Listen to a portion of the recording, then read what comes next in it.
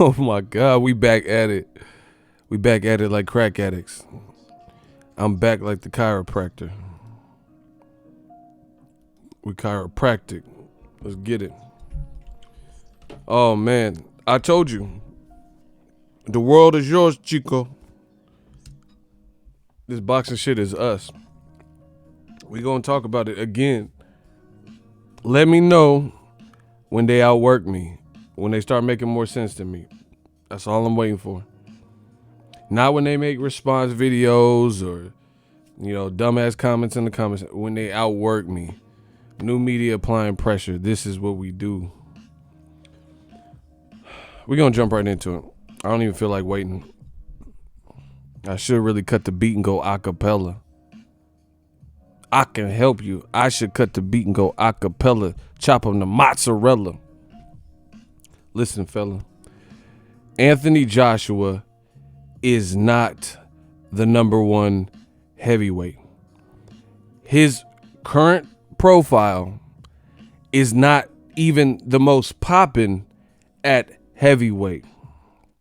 We will explore this. He beat Andy Ruiz. Ego's 7 Reasons was wrong, but that does not change the fact of what I just told you.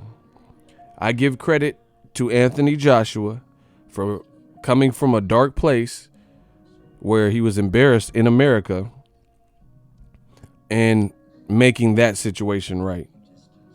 I also feel Andy Ruiz didn't do himself any favors, but this is not Joshua's problem. Joshua stepped up. He didn't know what type of shape Ruiz was going to be in, so he came ready for whatever. That's where he was. But seeing how everything's played out, Andy Ruiz, he disappointed millions of people, I'm sure, including himself. I mean, it's bad for Andy Ruiz. Like, he just did an interview with TMZ, and he said, I wish I would have tried and listened. I mean, it's too late for that. Nobody want to hear that. People getting tattoos of Ruiz, so all the Snicker endorsements and all that stuff is gone. You got to climb back up the ladder. I'm not trying to be hard on the man. People live and they learn, but this was a huge missed opportunity. I still believe, my 7 Reasons would have at least been closer had Andy Ruiz been disciplined and stylistically what he brings to the table at his best, but it is what it is. Now, I see new media we're leaving our mark, and it's such a great thing, but there's still some scragglers, so I'm going to keep doing these videos. I'm going to keep talking about it. There's still going to be some scragglers until we make the point clear. People got to answer these questions. How is Joshua the A side? How is Joshua the number one heavyweight? See, people want to rewrite their own history. So Joshua just lost. He was in a must-win scenario against a guy who shouldn't have beat him, according to people that beat him. And all he did was make that clear that he could beat that guy who was also in poor shape. So somehow Tony Bellew and other people are acting as if this means that he toppled the division. That's not how that works, bro. Joshua did a good personal accomplishment. He fought the way he thought he needed to fight to win, and that's it. I mean, it just, some of the comments I'm hearing, he's number one again, he's back, bro. We don't really know that he's back because he wasn't even in the circumstance or situation based on who was across from him in the ring that even put him in any problems. And the little snippets of problems that he was in, he looked like the same Joshua. So how can you say, all right, here's an example. I'm the king of analogies. Smash the like button. You know what I come to do. Let's say you have an older car. Right? Somebody name an older model car. Something that's not necessarily the most reliable. I want the fans to interact with this analogy so you really feel me. Kevin Slims being sarcastic, he said, "You wrong, Ego. AJ beat the world." Yeah, let them tell it. A Chevy Caprice 1979. All right. Shout out to my man, Icy. So if I have a 79 Chevy Caprice and I go on the freeway trying to go on, say I'm driving from the Bay Area to LA and I get up to the Grapevine, which is a really windy road, steep incline, things of this sort. This older car is having trouble, and on my way to LA, the car breaks down. So I gotta use the momentum and get to the side of the road. I gotta call AAA, things of this sort. Until we're met with similar situations, we don't really know if the car is fixed. So I get out of that situation, get back home, take the car in to get it fixed. The 79 Caprice took it to get it fixed. If I'm driving residential and it's pretty smooth sailing, not similar inclines and similar terrain, soft shoulders, higher speeds, then do I really know if my Chevy Caprice is really fixed? Driving up the Grapevine at higher speeds with an incline that requires some oomph versus driving residential is not the same thing.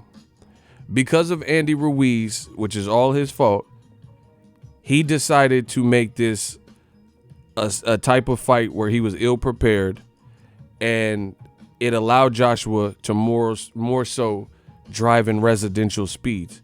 So to me, using this analogy to wrap it all up and tie it up, we don't really know if the Chevy Caprice is fixed until it's met with similar adversary, similar type of obstacles. Like if I try to go back up the Grapevine and the Grapevine is still built, roads don't really typically change like that, so you're going to have to be able to pick up speed. It's a windy road. It's a hill, So until he goes up that, so you can't just drive down a whole different pavement and a different type of road structure and just say, oh, hey, the car's completely fixed, until you go through something that is similar. Andy Ruiz, his performance was flat. He was out of shape. So even in the little snippets where he could put 2-3 punches together, I still seen similar things and commonalities with Joshua. So all this, oh, Josh is back, he's the number. No. He got past the guy who beat him. Congrats. But at the end of the day, it sounds foolish to anoint him as back. He wasn't up there. If he was in there with Luis Ortiz, then that's something different. If he went up the Grapevine again, if he went up, like if I go to me and the homies in Town Business with me, my friend drove to Reno. Similar type of road. It's windy. You're up in the mountains with the snow. So if I had that same 79 Caprice, then that's at least something comparable. That's something comparable. What Andy Ruiz did as a disservice to his own self, he made the second fight not comparable to the first fight. So there's nothing to really compare. In the first fight, he showed durability. He showed durability here, but he also strung together punches. Listen, this is how I know what I'm saying is right.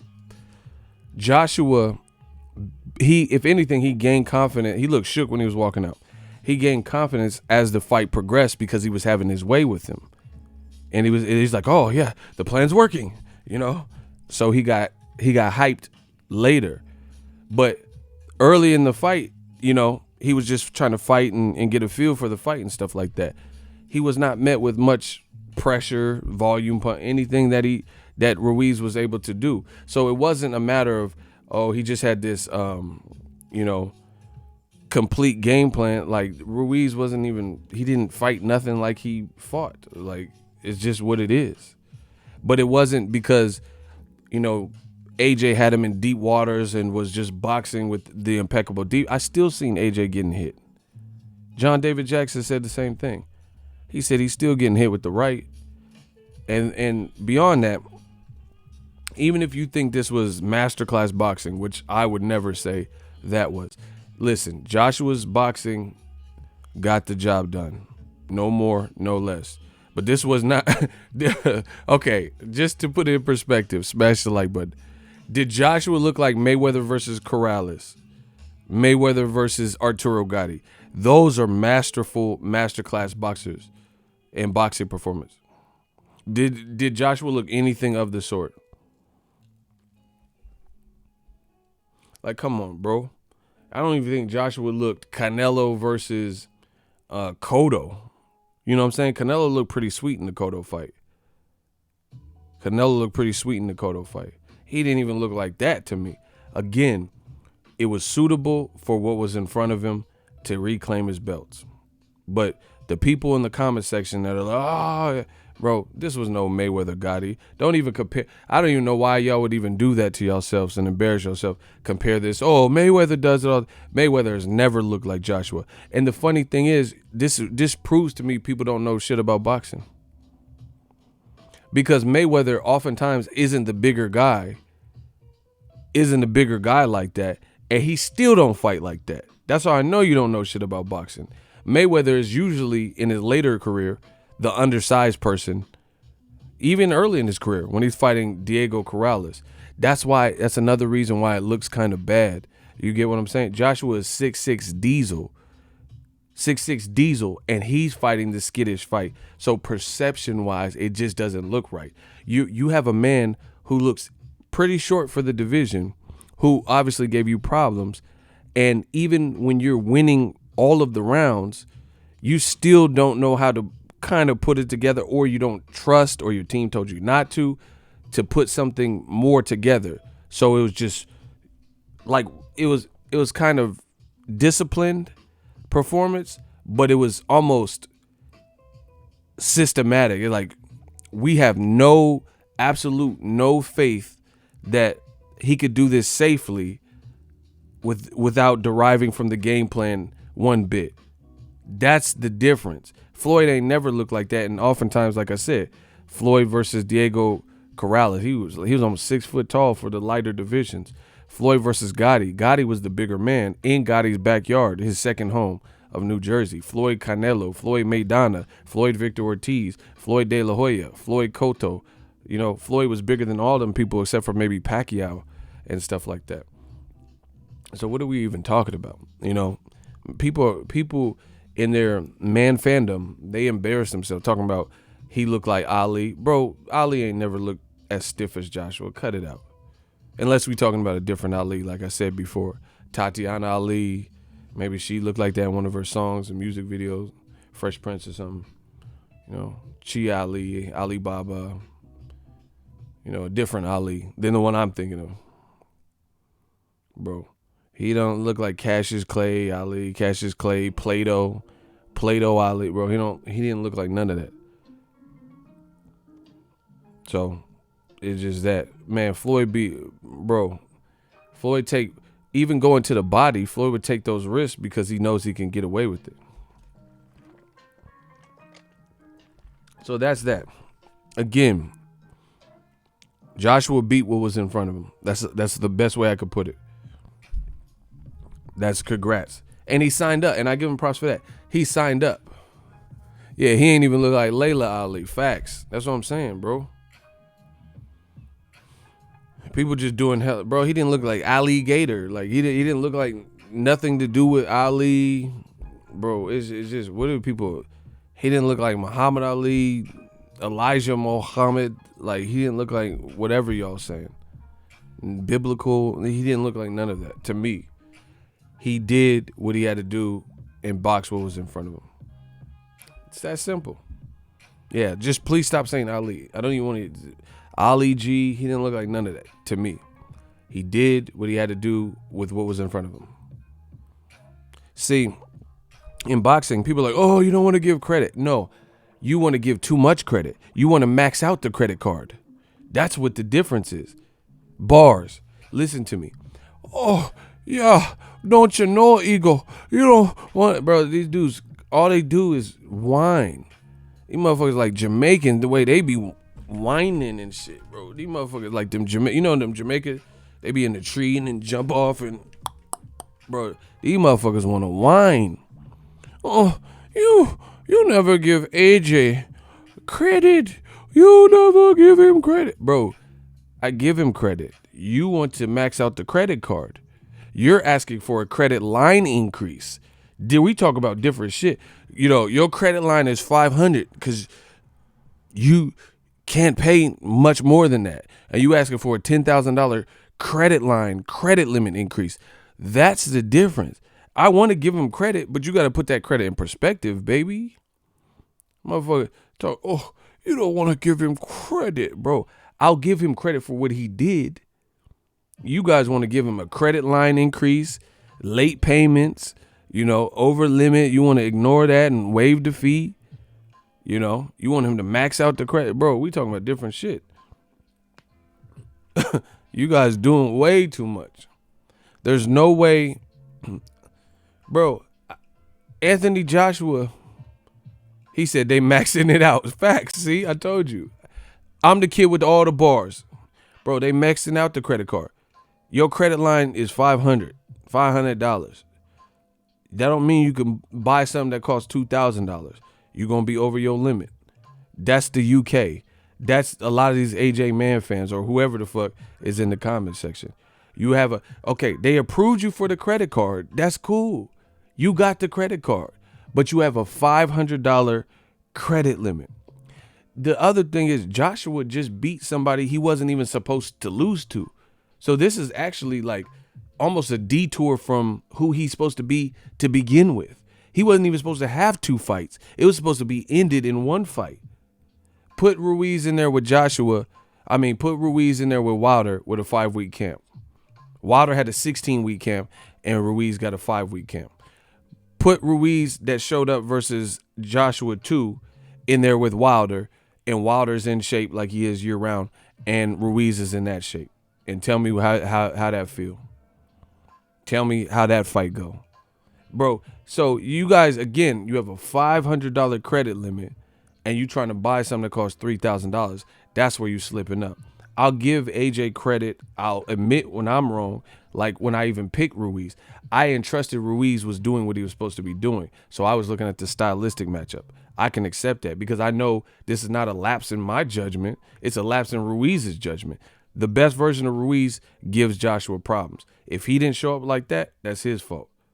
So I'm not worried. I'm not pressed about it. Shout out to D-Lo. Made me think of Pitbull being chased by a pug. Man, yeah, someone said that's a murder. That's what I'm saying. So you guys had to put this in perspective. Joshua, he was pushed to the brink with a guy he wasn't even supposed to. A year and a half ago, ain't nobody was even mentioning Ruiz and Joshua. So you have to understand these 2 fights, all of it was a detour. All this stuff was a detour anyway.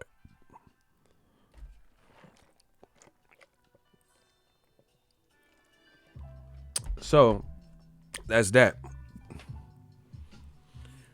I used this example before. If you go to the casino and lose $1,200 and then you're down to, your last $5 and then you max bet and you hit $1,200, that don't mean you can't you have more money than you came. That means you broke even.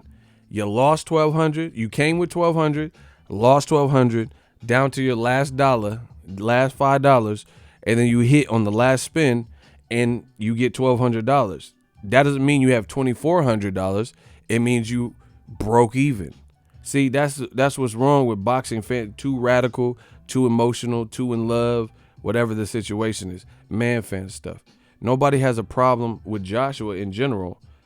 They have a problem with what he says, the problem with what he does, problem with the inconsistency, problem with the hypocrisy. Nobody has a problem giving Joshua credit, but put it in perspective. That's it. No more, no less.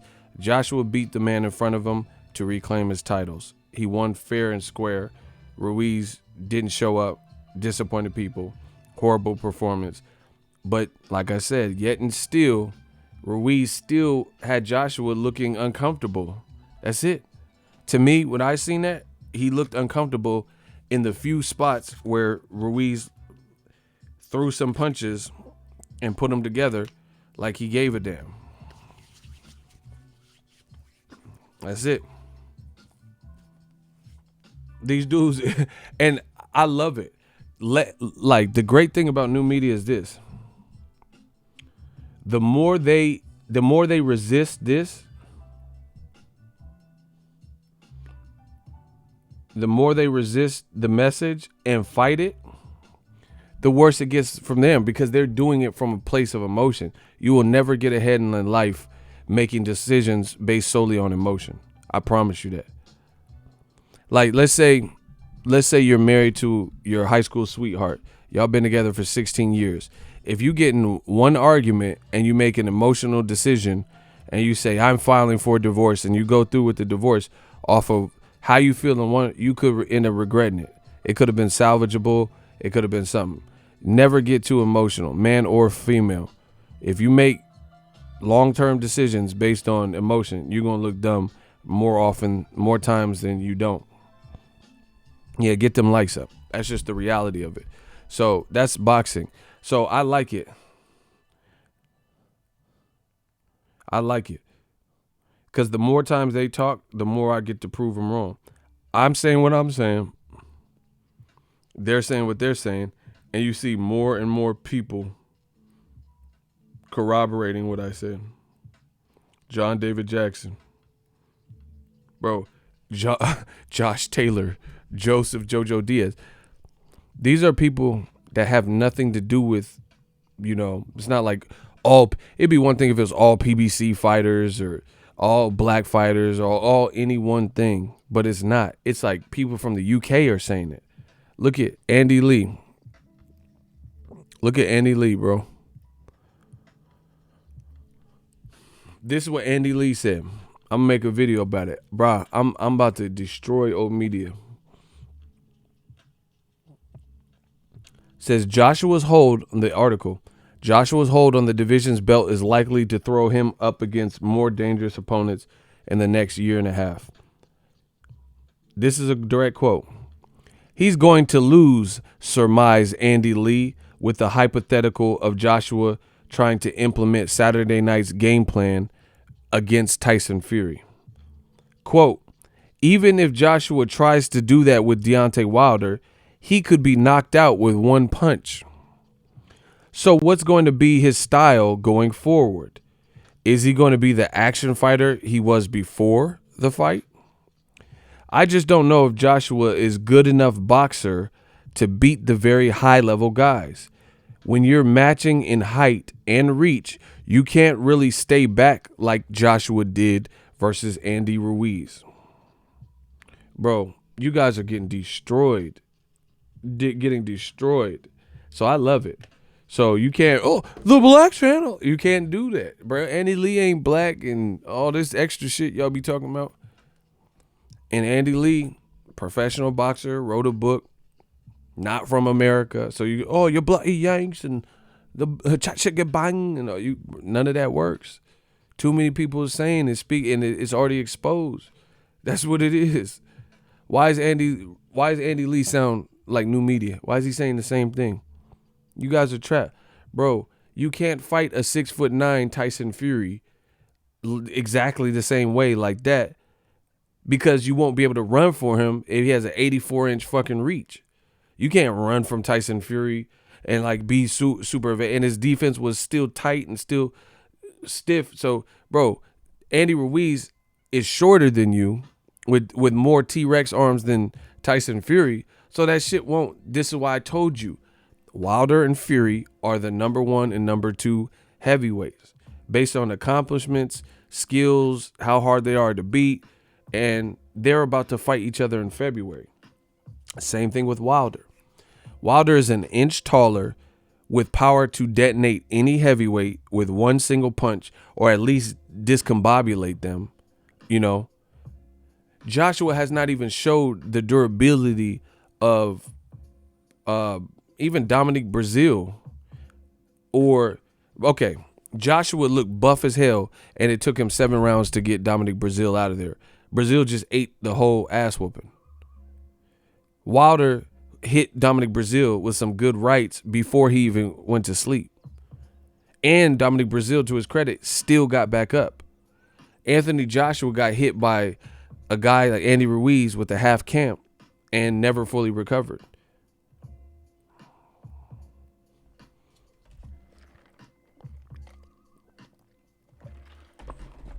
So Wilder's an inch tall. That's what I'm saying. These dudes is delusional. I love it. This is why Eddie Hearn and Rematch Room and DAZN and Team Joshua are going to hide Joshua out from the guys like Wilder and Tyson Fury. Listen, best case scenario is Joshua does what Dillian White did with Joseph Parker. Fights him coming off a loss or something. If Wilder sleeps Tyson Fury and knocks him out and then were to fight Joshua, then that's different because that's blunt force trauma, and Wilder takes, bro, he takes that percentage off your battery. You know, you might be fully charged, and then Wilder will put you on 2% or deplete your shit with your phone powering off. You know what I mean? So that's different. That I'm talking about if Joshua were to fight Tyson Fury in February or Wilder in February, it's not looking good. What's going to be his style? What's going to be his style? Bro, Tyson Fury might be able to stop Joshua because Tyson Fury, look at his auto-violence. He's not even the biggest puncher, but he will lean on you. He is 6'9", so it's a big-ass man hitting you. And Tyson Fury has that dog in him. He showed you that in the auto-violent fight where, and he's like leaning on you and coming in. Bro, how's Joshua going to, how's Joshua the best? Like I said, because Wilder has punched Tyson Fury so hard, that's Joshua's best chance, is if his brain and his punch retention has drastically went down because of Wilder. And then don't get me started with Wilder. Wilder can be getting outboxed. Joshua would fight him most likely. Okay, here's an example. Bro, that's what I'm saying. The jig is up. They're gonna hide Joshua out in the UK, which doesn't benefit DAZN because they're not gonna have a ready-made heavyweight fight. Meanwhile, Fox and ESPN are putting on Wilder Fury, two people with better, more charismatic personalities and a bigger and better fight with the number 1 and 2.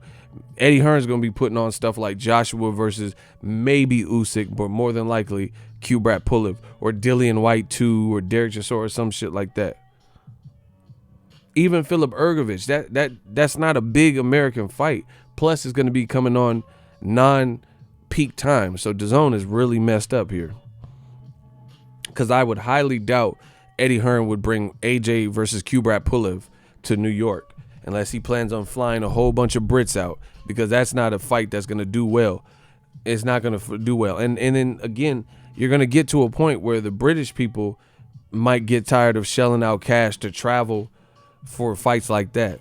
You know, I'm sure the British fans are loyal, but loyalty comes with the cost. You know, how loyal are they? I could see him being loyal to AJ versus Gerald Miller, and then when it switched to Ruiz, they already had the ticket. So, like, fuck it. Because Gerald Miller was a good talker. He was pushing AJ and stuff like that. But would they come to New York in masses after he's already lost his last performance? People are saying he ran for a Kubrat Pulev. So more than likely, that fight would have to take place in the UK, which doesn't benefit DAZN.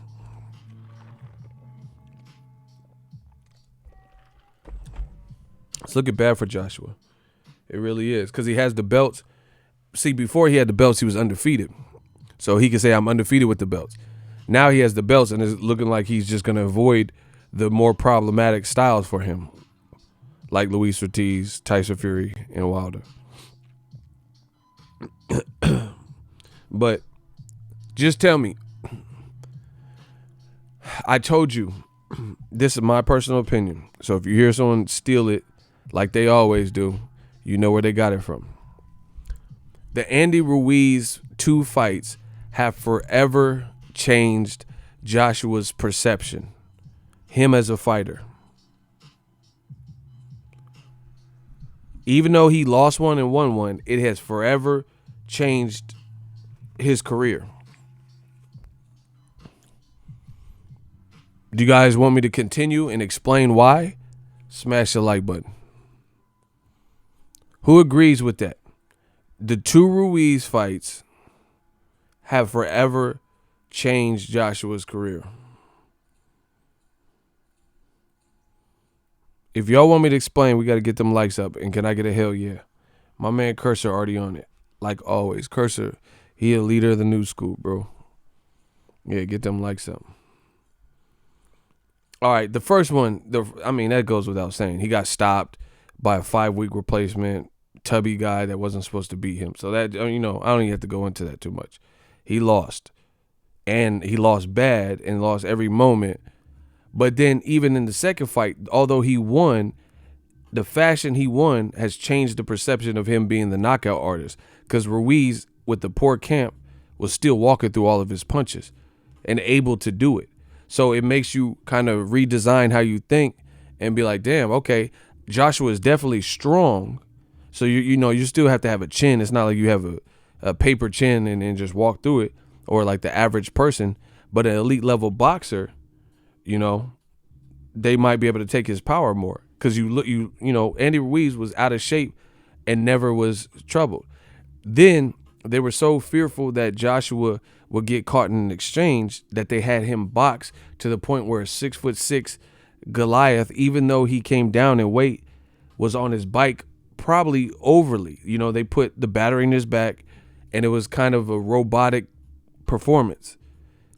Like fighter instinct, if you see an opportunity, you're going to take it. It's hard to explain. Like Wilder explained his Luis Ortiz 2 knockout. And he said, yeah, I was trying to shoot the right and I seen the opportunity and I took it. You can't teach that. Joshua is, to me, kind of robotic and too slow. Like, you have to give him specific, like, military style orders. And that's what he'll carry out.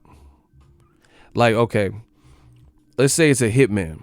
If Joshua was a hitman, you got to tell him every single step and he'll follow those instructions, step 1 through 10.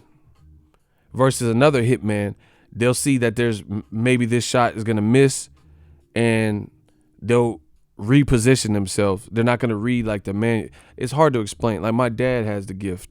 My dad is a mechanic, so he just knows how to, he don't have to read the manual and he could build stuff. You get what I'm saying? My mom could cook. She could read the basis of a recipe, but then make sudden adjustments and tweaks to fine tune it to make it taste better. So the way she cooks it will taste better than the recipe, because the recipe is like, oh, blah, blah, blah, sugar. But she can tell and gauge that, hey, if you put 2 cups of sugar, it's going to be too sweet, So cut that down. It's just like, I don't know how to explain it. Intuition or something. Yeah, adjustments on the fly. Perfect. Exactly.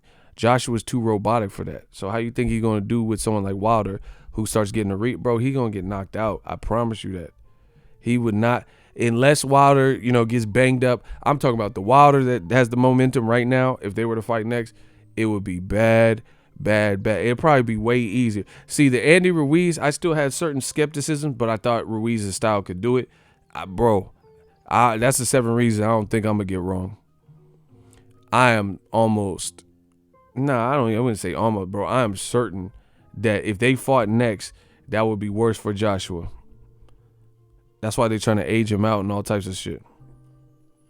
Hoping Wilder gets banged up and, push the Dillian White man. Bro, they just hoping somebody comes in and roughs this man up or beats him. Living on a prayer.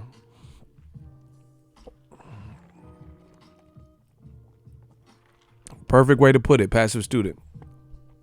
Andy Ruiz never turned it up on a second gear, so AJ never had to make an adjustment. That's what I'm saying, and every fight is not going to be like that. So he did what it takes to beat the man before him, but Daniel Dubois, Adam Kaunacki, they're not going to just come at you in one mode. They're Adam Kaunacki, to this point, he's big, but his weight has not come into play where he can't control his weight or his eating and undisciplined. He just went 12 long, hard, mini punch output rounds with Chris Arreola. So his stamina never really... Bro, do you know how many punches Adam Kaunacki threw? You know how many punches he threw for someone that fucking big? If you look at me and Adam Kaunacki's like wider than me. But he threw, man, I'll be tired as fuck, bro. He threw hella punches to be that size. So every fight's not going to be cookie cutter like undisciplined Ruiz. Luis Ortiz ain't gonna give you that. You're gonna have to work for that. Just like he didn't give Wilder nothing in 2 fights. So you know what it is. But these old dusty mosquito mouth motherfuckers, bro, they just keep coming in the comment section saying stupid shit. You know you lying. Bro, Joshua's performance, it did the trick for what was in front of him. But that's, to me, I don't think anyone believes beyond that. From what I'm reading, from the professional fighters and stuff, Paulie Malignaggi said Andy Ruiz came in like a fat tub of shit or a tub of lard or some shit like that. So the world knows that part of it is kind of Andy Ruiz squandering it. Oh, you're making an excuse. Whatever. Say what you want. But part of the reason, it was like my man said, Ruiz never turned up, never. Bro, look at Maidana's efforts versus Floyd and Broner. Did Andy Ruiz put that pep in his step? Absolutely not. See, that's what I'm saying. Floyd Mayweather can make the Maidana look like the Maidana fight. Andy Ruiz didn't make Andy Ruiz look that bad. Andy Ruiz helped him make him look bad. Does that make sense? Floyd Mayweather made Maidana look kind of sloppy because his defense is on point and he had to do roughhouse tactics. I don't think Joshua's boxing was so supreme that it did everything to make Andy Ruiz look bad. In fact, I think Andy Ruiz, if he were in there with other people who didn't have this complex that Joshua probably has from being stopped by him, it would have been a lot worse for Ruiz. So I don't know what he was even thinking for that. If Wilder fought Andy Ruiz and he was overweight, not throwing too many punches, following, but how you going to follow Wilder, who's an inch taller, and his one punch? Bro, this would be the worst fight of Andy Ruiz's life. Wilder can knock you out off the back foot, and you're giving it. Andy Ruiz, Joshua was like kind of hasty, obviously he got stopped by the guy. So basically Joshua fought more of a scare. Nobody has scared Wilder like Joshua because he hasn't been stopped like that as a pro. Spilka got knocked out. I told you, Wilder knocks people out on accident. I'm not saying it's not meticulous on his behalf, but what I'm saying is it's not that the guys are making fatal errors trying to get knocked out. Does that make sense to you? These dudes aren't like, it's not like Nate Campbell and they're just playing around and then Wilder's like, bow, and then knocks them out. Bro, these dudes are making little split second moves to the wrong side and getting knocked out. So that's what I'm saying. Wilder's knocking people out on accident. It's not on accident for real. It's perfectly by design. But I'm saying Wilder can catch you in the blink of an eye. That's why he told you don't use the bathroom early, grab your popcorn and don't blink. That's why he told you don't blink. Certain guy, Tank Davis, another one. They can just explode out of nowhere. And you're like, what the hell? Tank fought out the clinch with Nunes, and then all of a sudden he hurt. And like, damn, that happened out of nowhere. Some guys got that. Joshua will get stretched, and Eddie Hearn knows that. Bro, he could get whoever in spawn. I don't see that either any other way. And now, after watching recent Joshua, I think Tyson Fury might even be able to stop him. And he's not even necessarily the biggest puncher, but Tyson Fury, he showed you he could fight better on the inside. He just did it with auto violent. He did it with a cut. So if Joshua, what stop like that? See, this is what I'm saying. This is why Joshua's style has forever been altered. Like his whole career has forever been altered because he was haunted by the Ruiz loss and he overcame it. But he had to do so much and change so much to beat Ruiz that has changed the perception. Like he's transformed his body. So now you got a fighter who's stuck between knockout artist and Klitschko, and you've given him almost a complex. Like he almost don't know how to. It's like you're bilingual or something, and you use one language more than the other. You might start forgetting some of the other language. Like you go to try to say it in Spanish, you can't think of the word. You get what I'm saying? So I feel like Joshua, here's a Man, I'm the king of analogies, bro. I got a crazy analogy.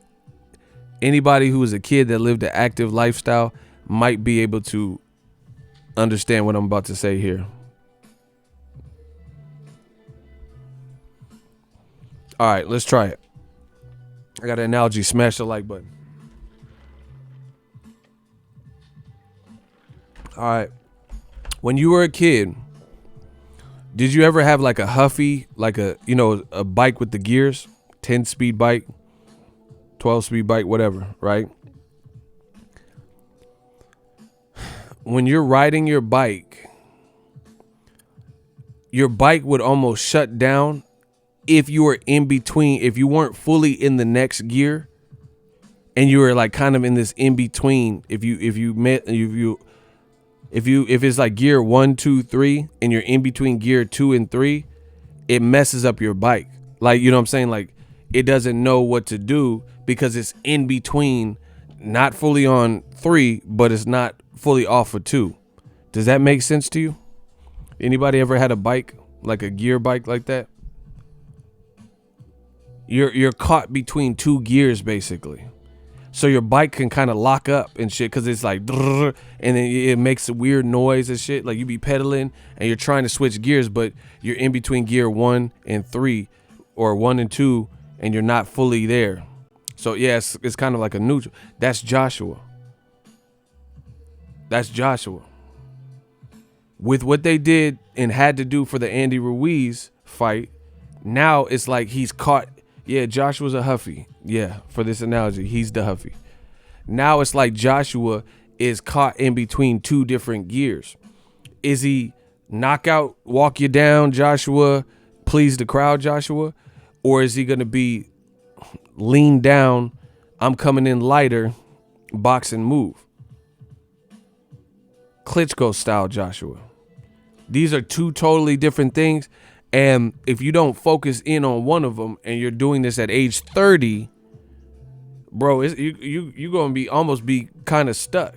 Bro, it's hard to teach yourself new things and get super efficient. That's why they say you want to learn a second language, learn when you're a child. It's much easier. Deontay Wilder, he has a plan. He like 6 more years, I'm good. Bro, he has 40-something fight. He's comfortable with what he is as a fighter. But Joshua, he's still learning. I was inexperienced, bro. You 30. You 30 and inexperienced, and now you just put Klitschko, jab, hit, hold, clinch, run, and you added that in the arsenal, and it worked for the guy you just did, but not all your opponents are going to be that much shorter than you with short arms. So now what do you do your next fight? Do you come in at 238 Joshua, 237 Joshua? Do you balloon back up and do the bench pressing and go back to the 245 range, 248, 250, 250? Bro, they got him in no man's land. I promise you. He said 30 and inexperienced. Bro, he's in no man's land. He's 30 and don't know who he is as a fighter. Canelo, you don't think this motherfucker know at this same age who the fuck he is and what his strong suits are? Canelo knows what that's why they not putting Canelo in there with Andrade and Charlo and certain tall guys with athleticism, because they don't like that style. That's that. I don't know if Canelo's just deathly afraid of him, like scared, but they know that has every ingredient to make Canelo's night really hard. He might be scared. I don't know. But what I'm saying is they know that's going to be a bad style, and he could look much better with one of these British European fighters. So to me, Joshua's in a weird, precarious situation, and it's probably not going to show up until he gets in there with the elite He could probably beat Kubrat Pulev, kind of being undecided on the style. So that's what they might try to do.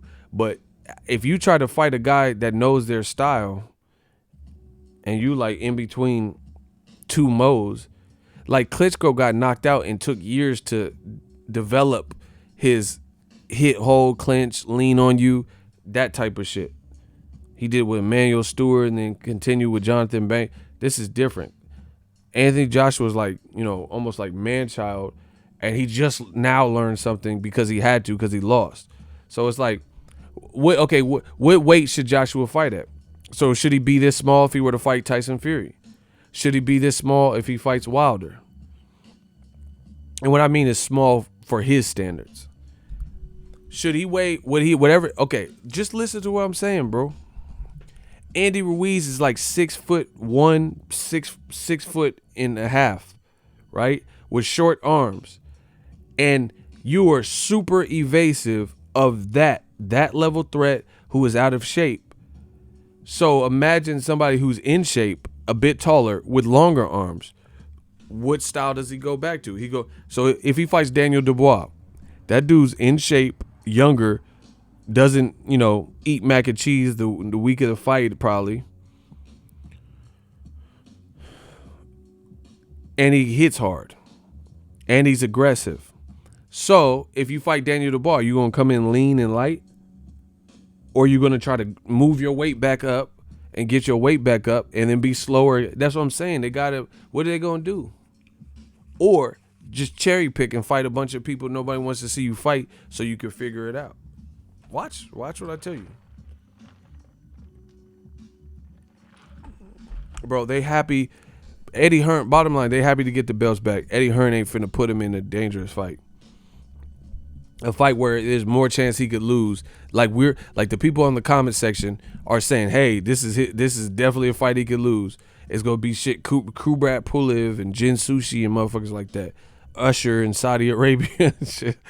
Usher, you remind me. Do. Bro, he finna fight Usher in Saudi Arabia, shit like that. Oh yeah, he played Sugar Ray Leonard, and he got in good shape for that. So I'm fighting Usher. Bro, it's gonna be some stupid shit like that.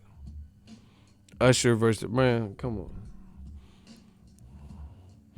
Usher versus AJ. Yeah, hands of stone. He played Sugar Ray pretty good, so we decided, provided I have no mandatories, that I should fight Usher. Usher would be a good next fight. And,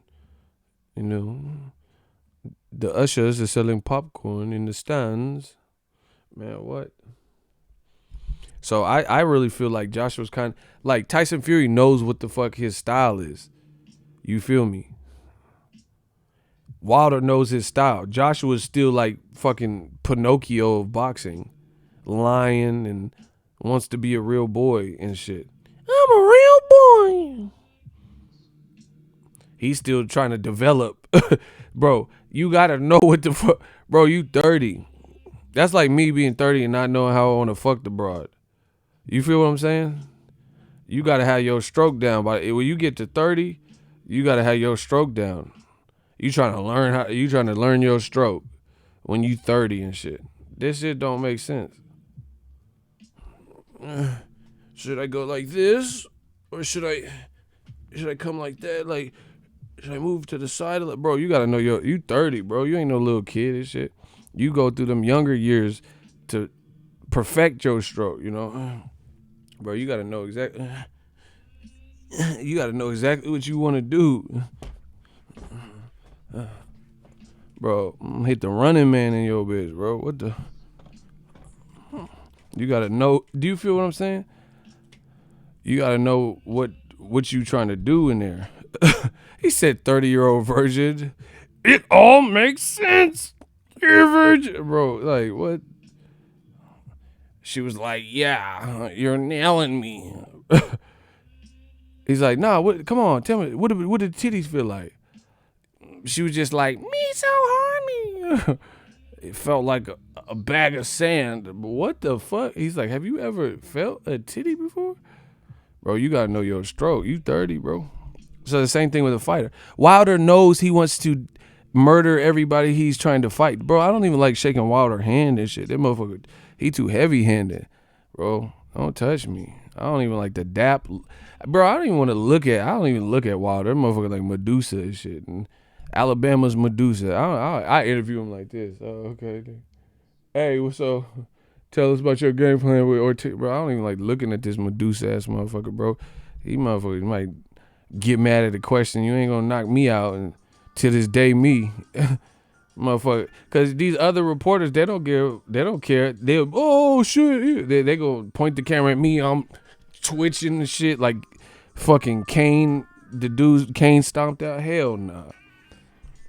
Nah. Remember when Kane? All right, which one of y'all Kane? Who wants to know? A friend, homie. I'm Eileen's cousin partner. She don't like the way you been talking. I don't need. Bro, you ain't gonna have me on the ground spitting up blood and shit. Nah. Fuck that. I don't give a fuck. You can show Wilder this. Don't shake my hand. You ain't finna knock me out at the media room or whatever the fuck. Hell no. That motherfucker was getting kicked like he was beatboxing and shit. Bro, did you see how Kane was kicked? And Lorenz Tate was encouraging it. Yeah, strap that fool, Kane. No, motherfucker was. Yeah, Wilder ain't finna hit me with that stupid ass shit he got in his fist. Had me like the boy from The Shining. Red rum, red rum. Have me fucked up. You know, all these motherfuckers. They really would film Ellie, all these motherfuckers. Reporting, yeah, they have me shaking on the ground. Hell no. Bro, I leave Wilder alone. That motherfucker crazy. That motherfucker talking about some reported on. I'm looking like, bro, you ain't bro, did you see the Lakovic fight? Y'all got me fucked up. Bro, did you see the Lakovic fight? Bro, he's like a world, like previous world contender. That Lakovic shit, bro. Do you see how that man was? He was like 268 and shit. And the motherfucker was on the ground. Like, that shit was not copacetic. Wilder gonna dance after. What the fuck? You like this shit? Wilder punched me.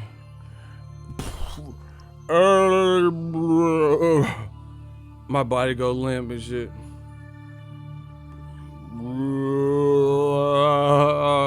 You know, I'ma had the last laugh. I'ma flip him off at the end.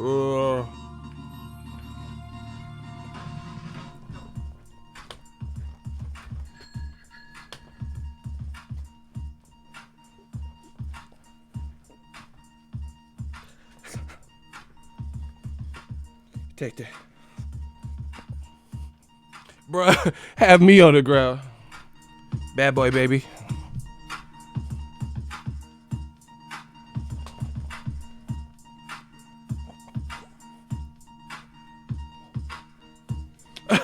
Fucking medics coming and shit. Hell nah. Yeah. Y'all want to see me. You want to see me fucked up.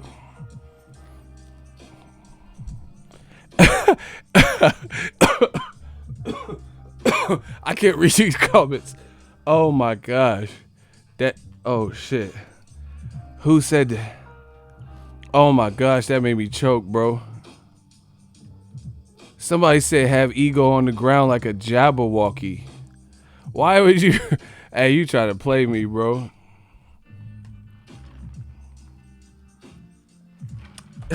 He said have ego on the ground like a Jabberwocky.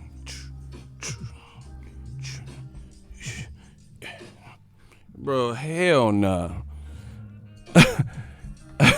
Who said that? Oh, Cursor played me, y'all. Y'all see that? Yeah. Cursor, I didn't. It be your own people. See, me and Cursor go back, bro. It be your own people. Cursor try to play me. Oh my gosh. This dude said, have you on the ground like a Jabberwocky? That's pretty fucked up. Yeah, have me like the fucking. Hey. I been fucking the bitches.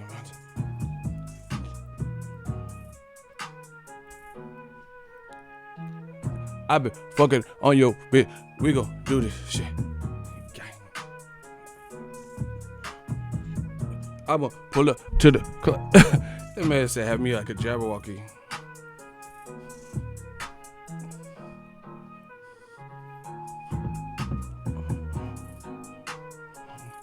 Hey, hey. Somebody said we rapping. Nah, Cursive roasting me. Look at Icy come back for some battle raps. Icy, you a fool, dog.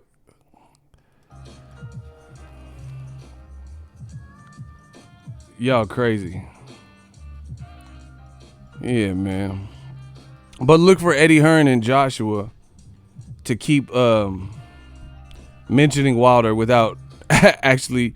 Okay, like here, remember in 2018, they was acting like they wanted to fight Wilder. They was talking about, oh, we sent a contract. Why you ain't heard none of that contract talk from Eddie Hearn to Joshua? Like, oh, remember they're like, oh, we'll send him a contract by Monday. You ain't heard none of that. Bro, they have no intentions of fighting Wilder anytime soon. Who remembers in 2018 when they were putting on the front, acting like they want to because the pressure was on Joshua?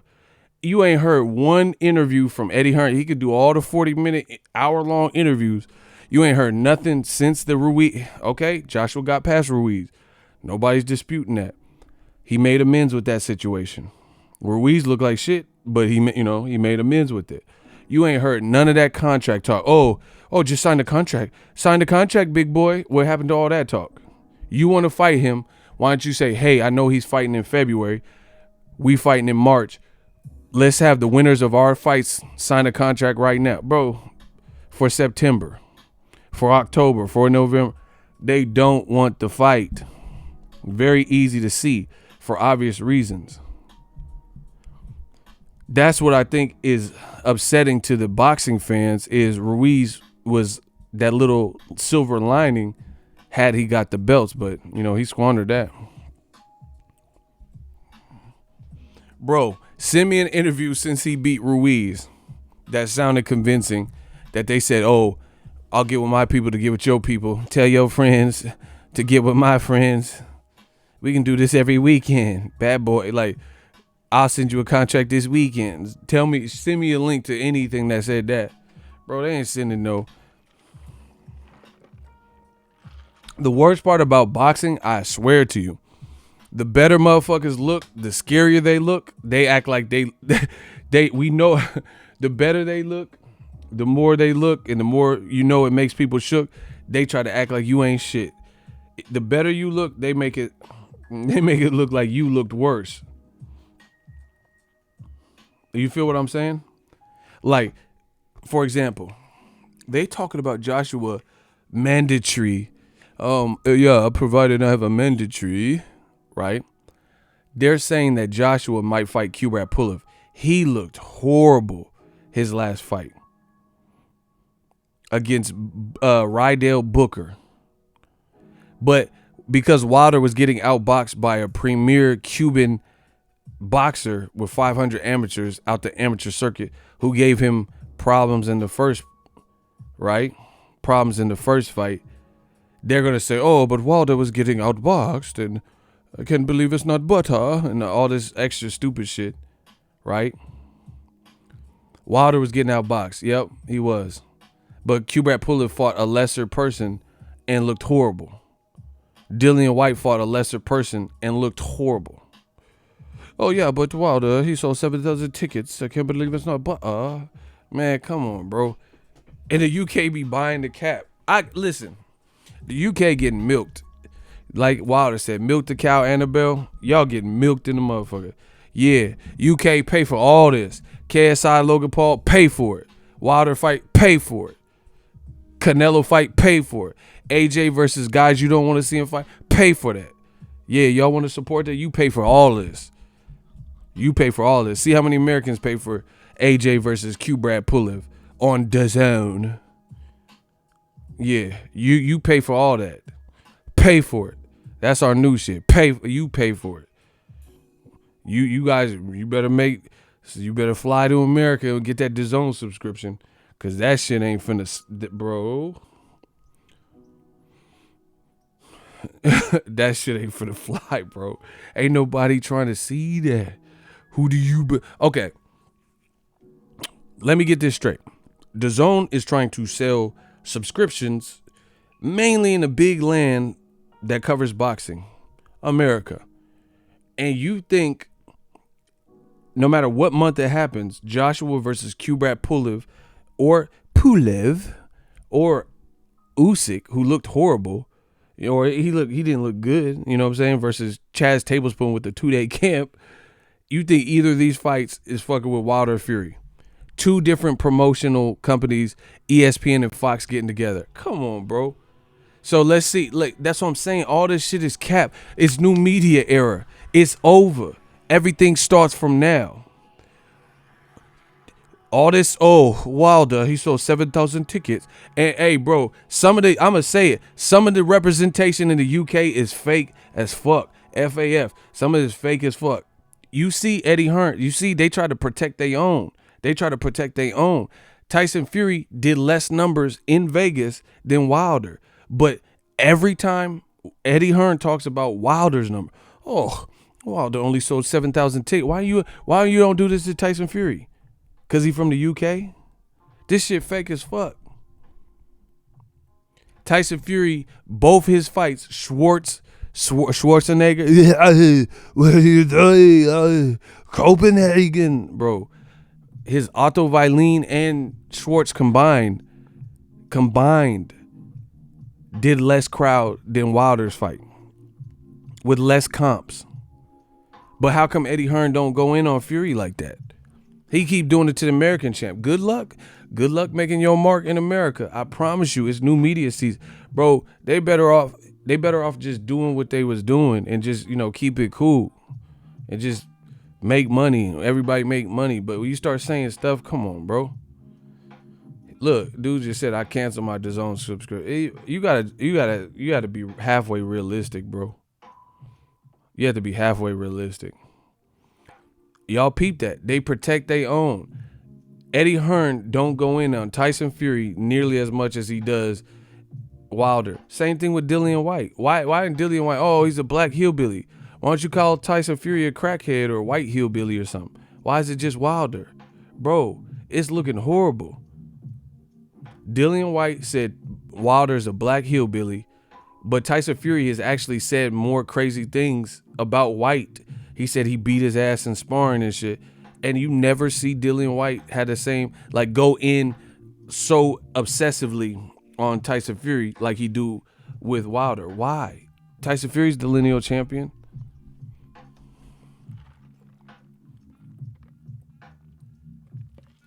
It's crazy. See, and Dillian White was like, yeah, I hope AJ wins and shit. Bro, they plotting against us. So that's cool. They plotting against us. Dillian White act like he hate AJ, but he want to see him win. They supposed to be sworn enemies but they want to have camaraderie. Chris Mannix, who works at DAZN, has Wilder at number 1 though. Bro, it's a wrap. You already know what it is. It's a wrap. Yeah, you don't even have your own network fighter as number 1. It's over. New media. I told you we control the narrative, baby. Yeah, White got dropped by Parker and Ruiz.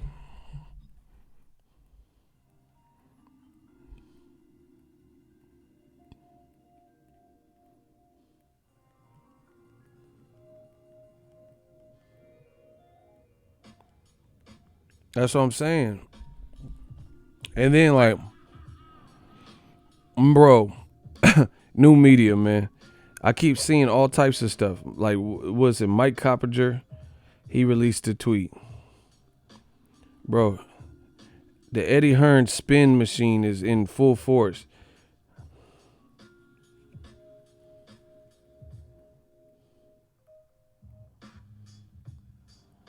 Bro, come on, man. All right, look, let's break this down. Sources: Ruiz Joshua 2 pulled in around 1.8 million viewers across DAZN's 9 markets and approximately 200,000 new subscribers, with most signups coming from the US. Bro, this is a tricky tweet. Okay, bro. This is Eddie Hearn type shit. Eddie Hearn told people what to say. sources. No, nobody put a name to it. 200K and what is most? What is most? See, DAZN's not being transparent. DAZN ain't being transparent, and y'all see it. DAZN ain't being transparent at all. Okay, sources. Okay, we don't know who that is, so that's one issue. Then it said 200,000 new subscribers, right? Okay, where at? Like, and most came from America.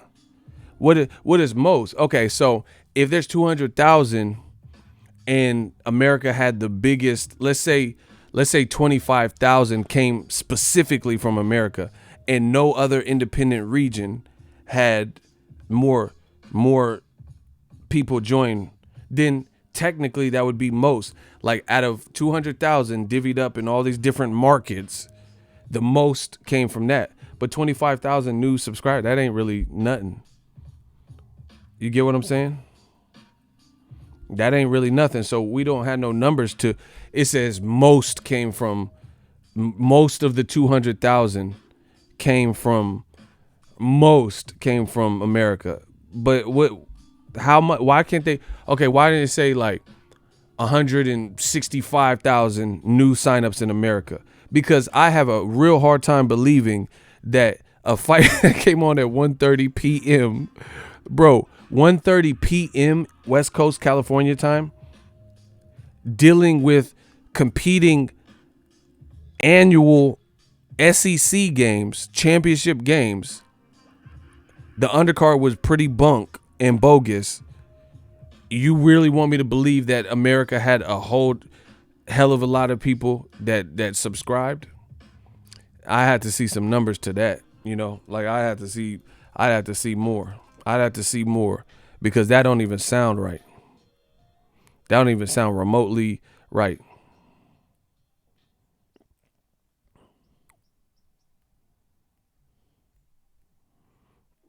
Talking about, oh yeah, a huge influx of this and this. What? Like, all right. The other thing is this.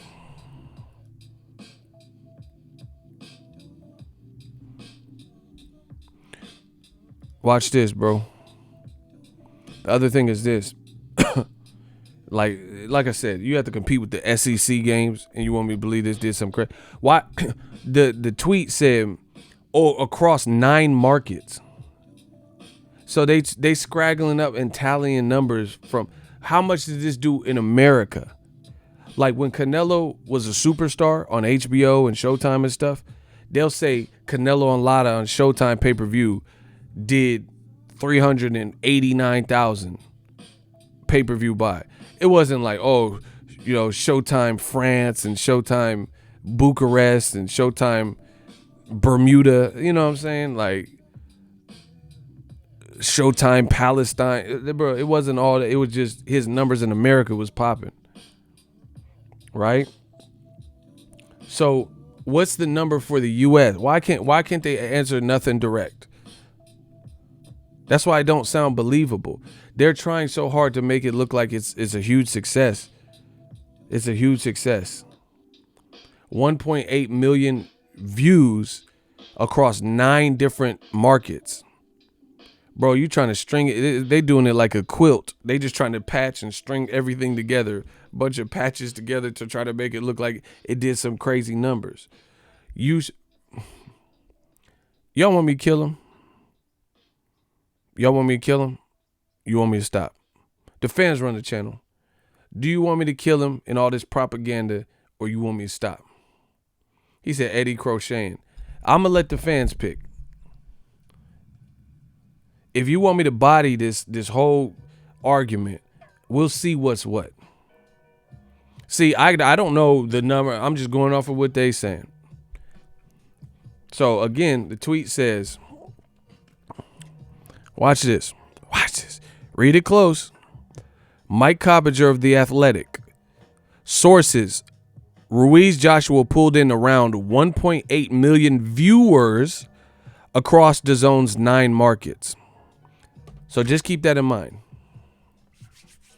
So their 9 markets is not just the US. So this is, and it's not available in Australia, UK. So this is talking about like DAZN, Italy, Japan, Canada, etc. Watch this. Okay, I'll prove it. I'll beat any man in this world in less than 60 seconds. So I'll do like Bruce Lee. I'm gonna prove it. I'll prove it to everybody. Watch this. You've seen it. Over 9 markets. 1.8 million viewership over 9 markets. Everybody's seen that. Are we all clear? So I could prove it. Watch this. Watch how I catch this body. It's real subtle, but real smooth like. Watch how I catch this body. Did everybody seen that? Look how it's worded. 1.8 million views across 9 markets. So that's more than just the American market. So they're tallying up the viewership from everywhere else because they don't have DAZN Mexico. They don't have DAZN UK. They don't have DAZN in Australia yet. You know, it's not available. So it's not like they had it in Mexico and, you know, DAZN Mexico had hella views because they have their own broadcasting setup. Everybody heard this. Do y'all want me to catch this body or not? I don't have to, but I can.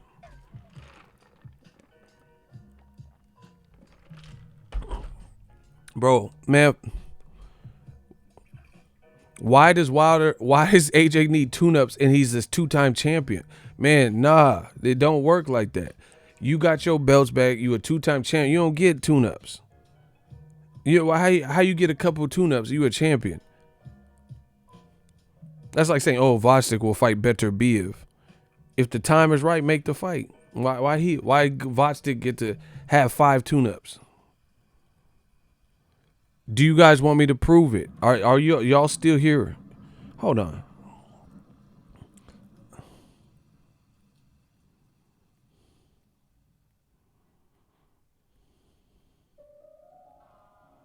Hey, block this motherfucker Zach Hott.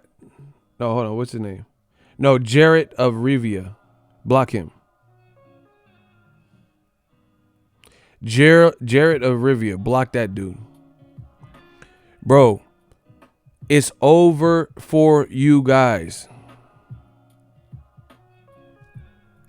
A unification for Undisputed. We've already been here before. That should top any type of mandatory obligation ever. Why would a sanctioning body, instead of allowing someone to have a bigger, massive fight for boxing, do what's right for the sport of boxing, plus give a fighter a chance to unify Undisputed? Why would a mandatory take precedence over that? So that's like Terrence Crawford fought Julius Ndongo, and Ndongo was supposed to fight Troyanovsky or somebody, but they stepped out the way so they can make the Undisputed fight. Undisputed unifications should trump everything. Let me catch this body, yo. It said 1.8 million across 9 different revenue streams. They trying to do this like a quilt and patch up all the views. But wait, there's more. Watch this. Watch me catch this little quick body. Real easy. All right. So 9 different markets. So one of their markets is DAZN Canada. Let's click on that. This is DAZN Canada's website. You see the annual cost $150. Oh, but what is that? Start your free trial. Oh, sign up now and enjoy a 30-day free trial. No risk, no obligation. Oh, but that part. In these different markets, not including the United States of America, they still offer a 30-day free trial. So yeah, it's likely that they could get some views, and some of those views are coming from the 30-day free trial, meaning this is not a paying customer. Your goal is to build customers for life. Your 9 markets everywhere else outside, or 8 of the markets out of the 9 outside of the US, like DAZN Italy and all this, they have a 30-day free trial still. America's the only one that doesn't. So like I said, you have to become poppin' in America. Let me get this work, bro. DAZN Japan, let's click on it. I don't speak Japanese. It's fight season, all right?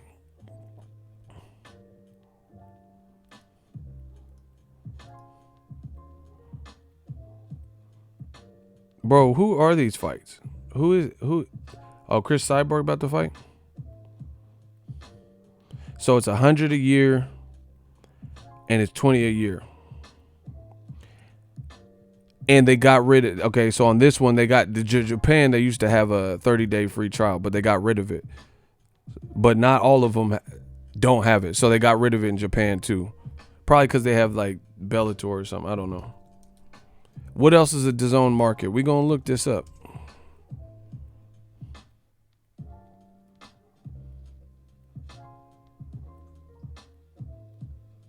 What else? Where else do they have DAZN? Like, what? Like, I'm trying to think of the 9 markets or whatever the fuck.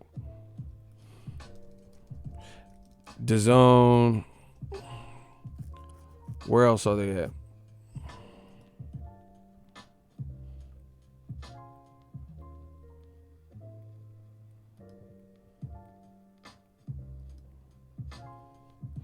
Oh, hold on, 1 second. Oh, I see what they did. Hold on.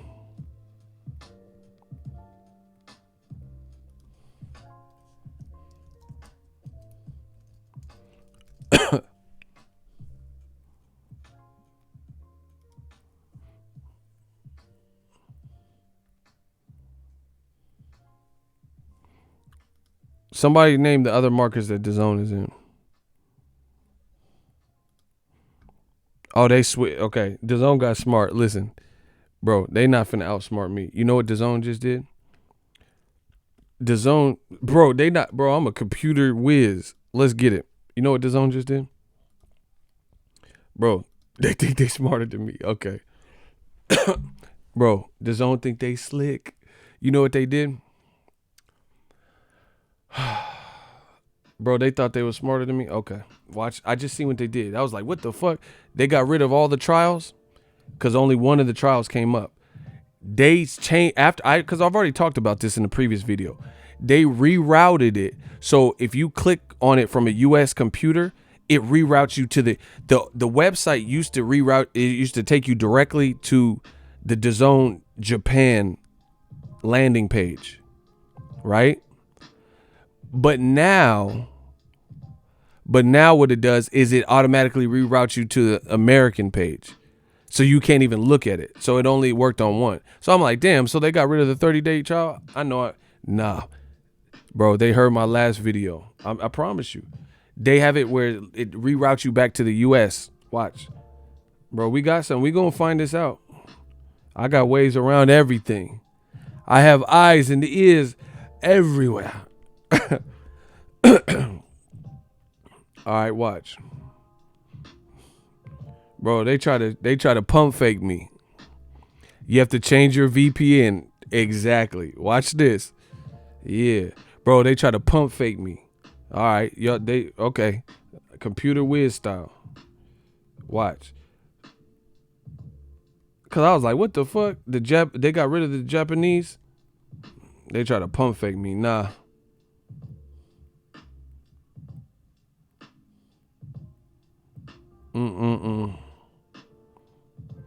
Bro, they try to get advanced on your kid, on the kid.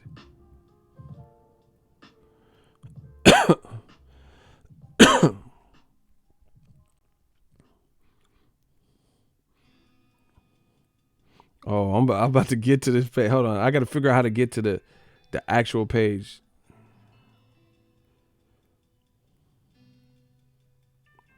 Oh, bro, they try to.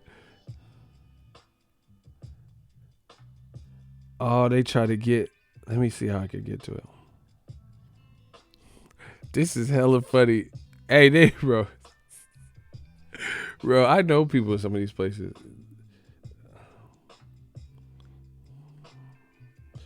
That's hella funny. Oh, they okay. Okay. Bro, that's funny. I'm gonna play with it, but I can show you. I can show you. I gotta figure out a way. They put this buffer screen up that makes you enter your email address first. Okay. They really don't want you to see the pay. Hold on. Hold on. Okay. They trying to get scientific on the boy. Bro, they switched their landing page where you have to put an email. They probably want to see if it's a Japanese email.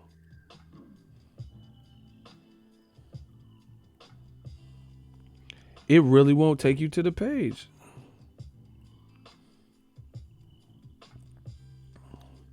All right. DAZN is available in Brazil, Spain, Germany, Austria, Switzerland. So 1, 2, 3, 4, 5, 6, 7, 8. Okay, bro, it's a wrap. Look at this. Look.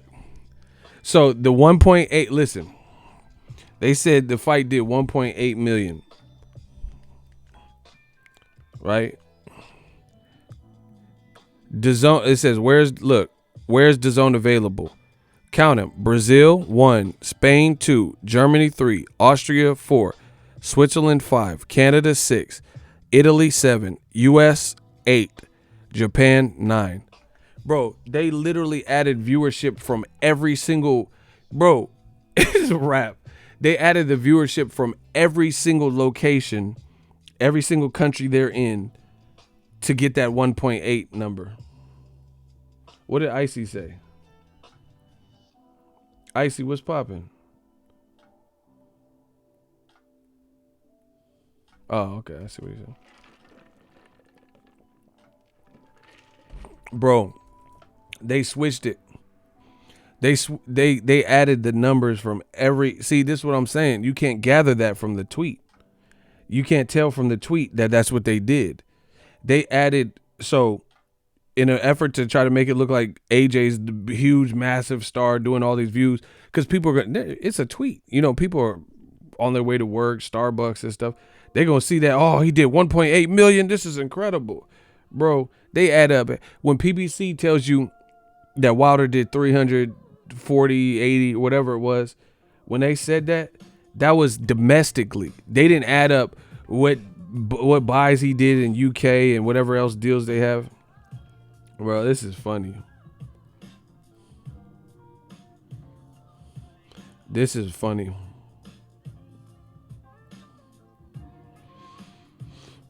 So basically, they trying to fake the funk, fake it till you make it type shit.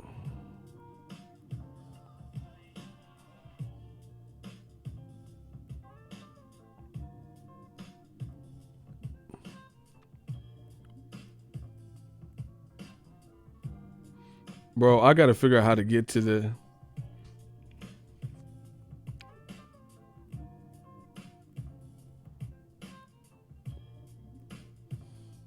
I got to figure out how to get to this page now. It's making me curious. But I already know the case. I already looked it up.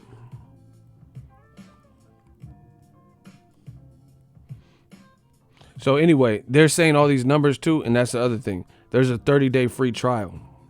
So how are you gonna say it did all these numbers, and then some people are on the 30-day free trial? When will DAZN give the real number?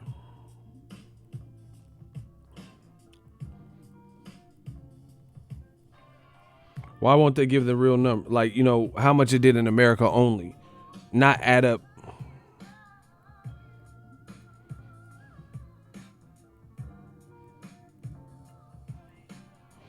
Not add up like all this extra shit.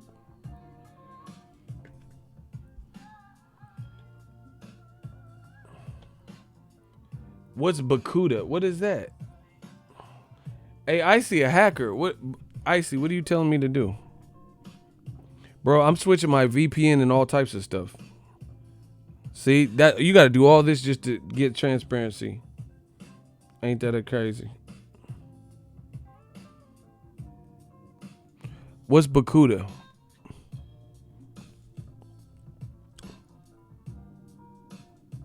There's someone named Bakuda in the chat. I don't see nobody named Barracuda. He said, DAZN think they slick. Who the fuck is this Bakuda I don't see nobody.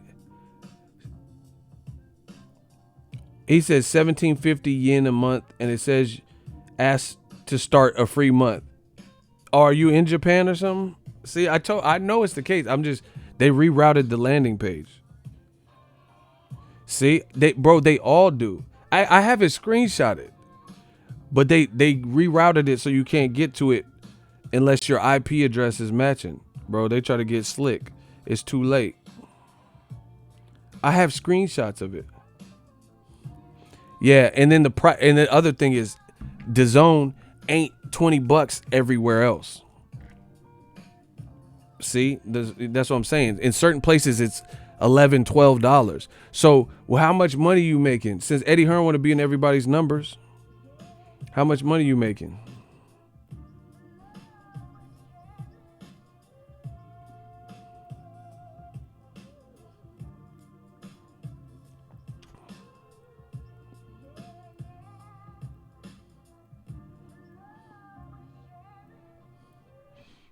Bro, I'm trying to figure a way around it, bro. They try to get slick with it. Bro, I already know. I have it screenshotted. Shout out to Check Hook Boxing. Get the claps up. He said Ego and Icy on the prowl. Bro, we gonna shut this down. We gonna figure out.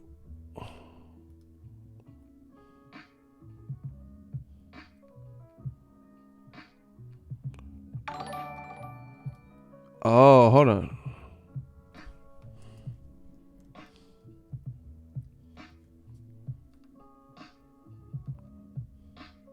Bro, wow, I don't know how they did that though. Hey, Jizzo try to get slick in here. Bro, they have it switched where no matter what I type. Wow, they have it. Wow, that's kind of crazy. They have it switched where it keeps rerouting me to the American page. Oh, that's interesting. They switched that, bro. Bro, I told you they be watching, inspiring me, trying to improve. Hold on. DAZN Japan. That's funny.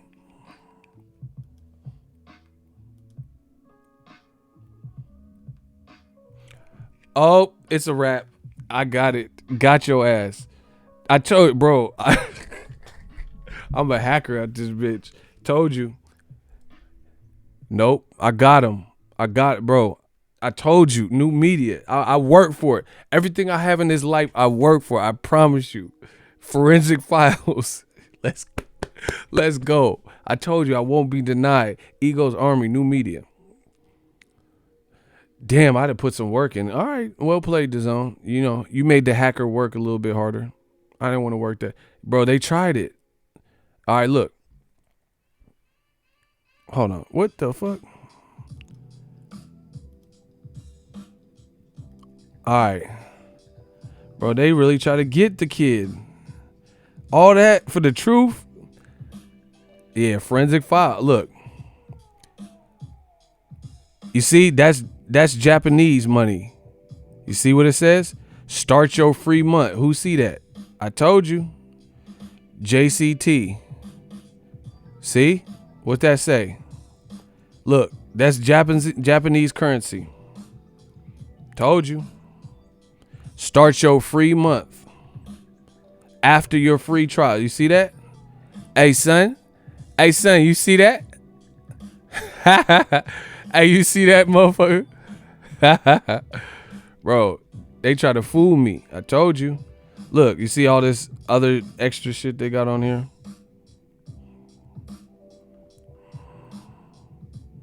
They try to get me, bro. Look, you see the Japanese writing? This is the Japanese section of their website. See that?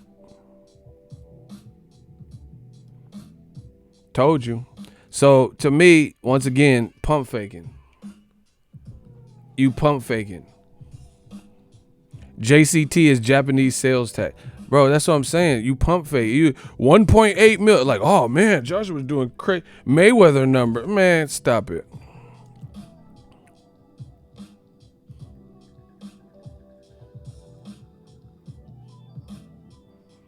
Bro, they try to get the kid.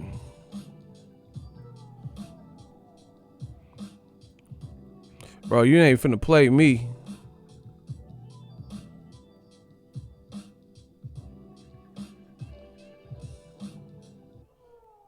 Where else are they at? Where else are they at? DAZN, someone said Romania or some shit.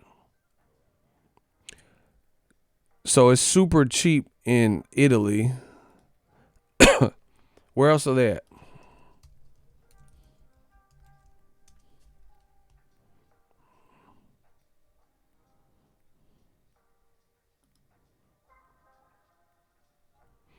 Where else are they at? Somebody tell me the locations.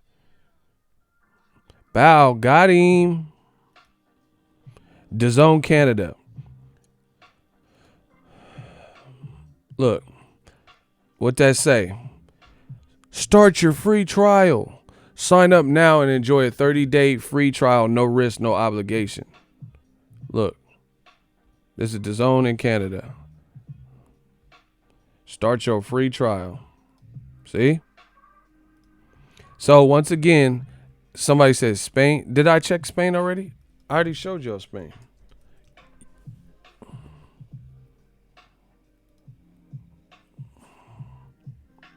I thought I showed y'all Spain.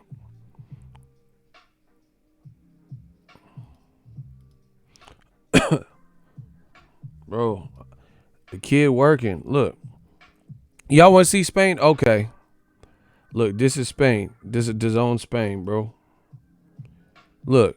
They try to block me out. I had to hack my way in. Per month, cancel any time per year, start your free month. See? Same rules. Start your free month. Where else are they? Germany? Bro, see, that's what I'm saying. So you collecting numbers and motherfuckers can still get the 30-day free trial. So how is that? Like, we don't know what them numbers is like. How are we supposed to know what them numbers is like? For real. Like, bro, that's sad. That's sad. You got to do all this extra shit to make it look like it was something it wasn't was. Bro, it's a rat. I told you. I did this. I've already done this, bro. I'm going to let you. Germany, look. What that say? What does it say, people? Oh, I enlarged it too much. Hold on. Start your free month. You see? Try free 1 month. They trying to make Joshua look like, look, whatever Bundesliga, whatever the fuck. See? All this darts and shit. Look, you see how that thing came up when I went down? Start your free month. Where else are they at? We not done. Man, come on, Austria. If Germany is free, you know Austria is free. They not going to give it because Arnold from Austria. Yeah, what are you doing? Free trial. Yeah. Bro, you know Austria finna have it for free. Germany got it for free. Come on, man. Come on, man. Look, what I tell you, Austria. What? DAZN Austria. What are you doing? Try 1 month. Start your free. Pump faking. What's popping? I told you. I've already done my research. You ain't been doing the education. You ain't been doing the education, homie. So that, bro, I went through like almost all 9 of their markets. We know there's no free trial in America anymore. That, we already knew that. But them other 8 markets, they got free trials still. So what is the real number? Without all that extra fluff. Bro, without all the fluff, what's the real shit? You feel shit. Look. So now let's interpret this. Okay, the tweet says, sources, Ruiz Joshua 2 pulled in around 1.8 million viewers across DAZN's 9 markets. So the only market that don't have the 30-day free trial is the U.S. And we know it didn't do phenomenal numbers competing with the SEC games and being on at 1:30 California time, 3:30, in other places or something like that, or 4:30, whatever time, depending on if you're in Texas or New York or whatever. So 1:30 to 4:30.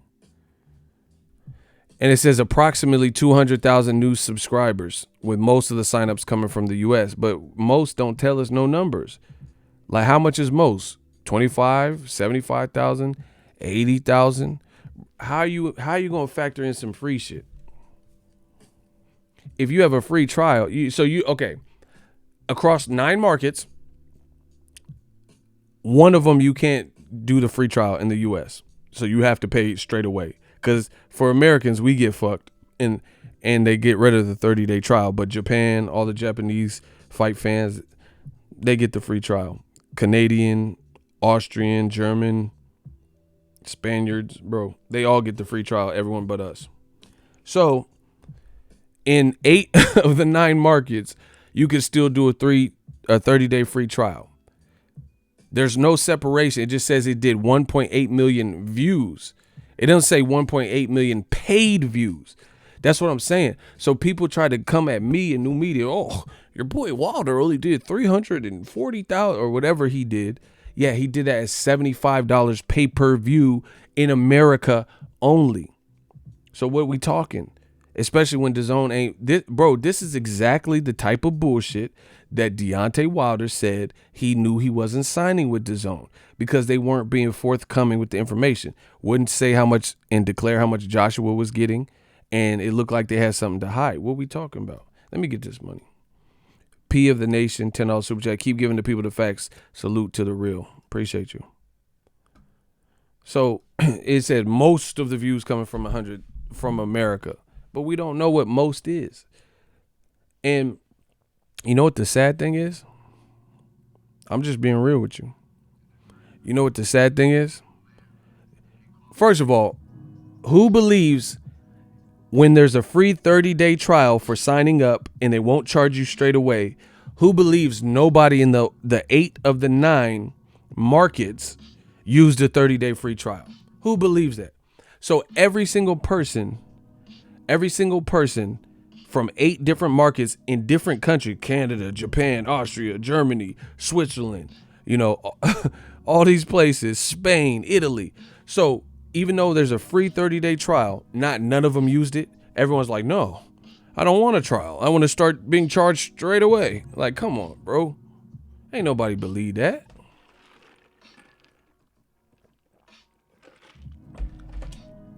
So what is the real numbers from paid? That's what this is about. Wilder, if you watch Wilder Ortiz legally, you paid $75 or whatever it was. You had to pay for it. Look at Kane the bad guy. He said, I just canceled 2 apps before the trial ended. Bro, that's why it's a trial. That's like Amazon Prime getting juiced because they have a 30-day trial to try Amazon Prime. If you cancel, it doesn't matter.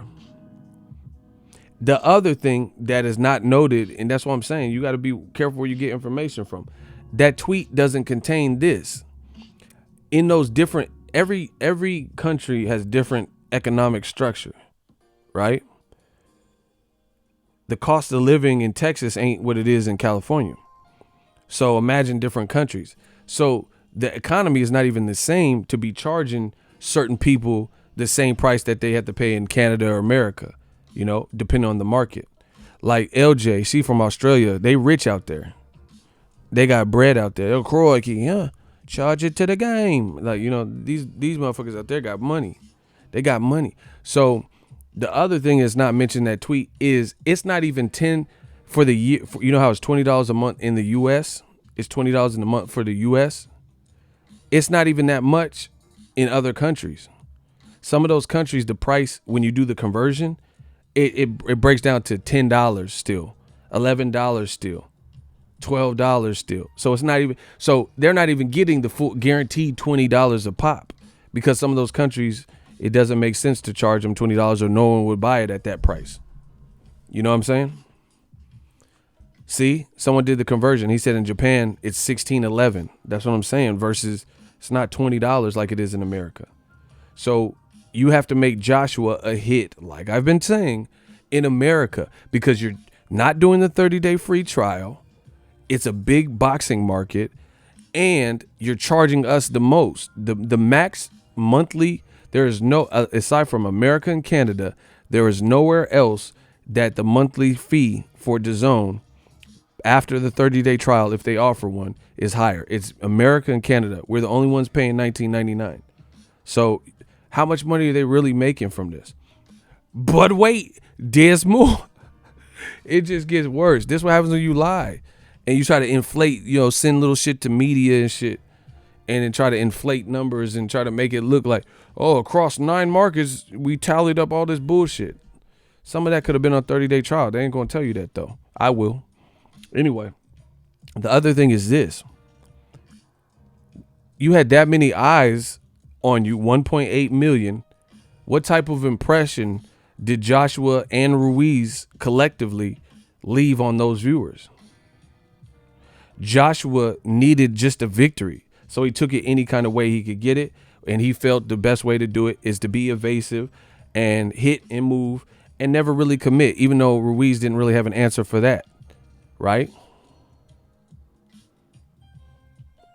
So even if this was realistic, how many people of those are going to stay after watching that card? Bro, it says cancel anytime. Motherfucker, watch that card. Don't mind if I do. It said 30-day free trial, cancel at any time. Watch that card. Don't mind if I do. And what kind of look, he said I did that. That's what I'm saying. So even if it was paid, non-paid, what type of audience retention are you expecting from that card? Dillian White, Maris Weck looks sloppy. Somebody just got knocked the fuck out. That black dude by Pachanga or something. I don't know, bro. He just got knocked out real cool. That was like the only real knockout, wasn't it? Isn't that the only knockout that was on the whole card? It was raining. In America, you're battling the SEC game. Bro. And then when you watch the main event that was built up by Stallone, Andy Ruiz like the Mexican Rocky. Bro, he ate some Mexican Rocky Road. He wasn't even fit to throw punches. Isn't that no Mexican Rocky the second time? Mexican Rocky Road. The motherfucker was tired and full and shit.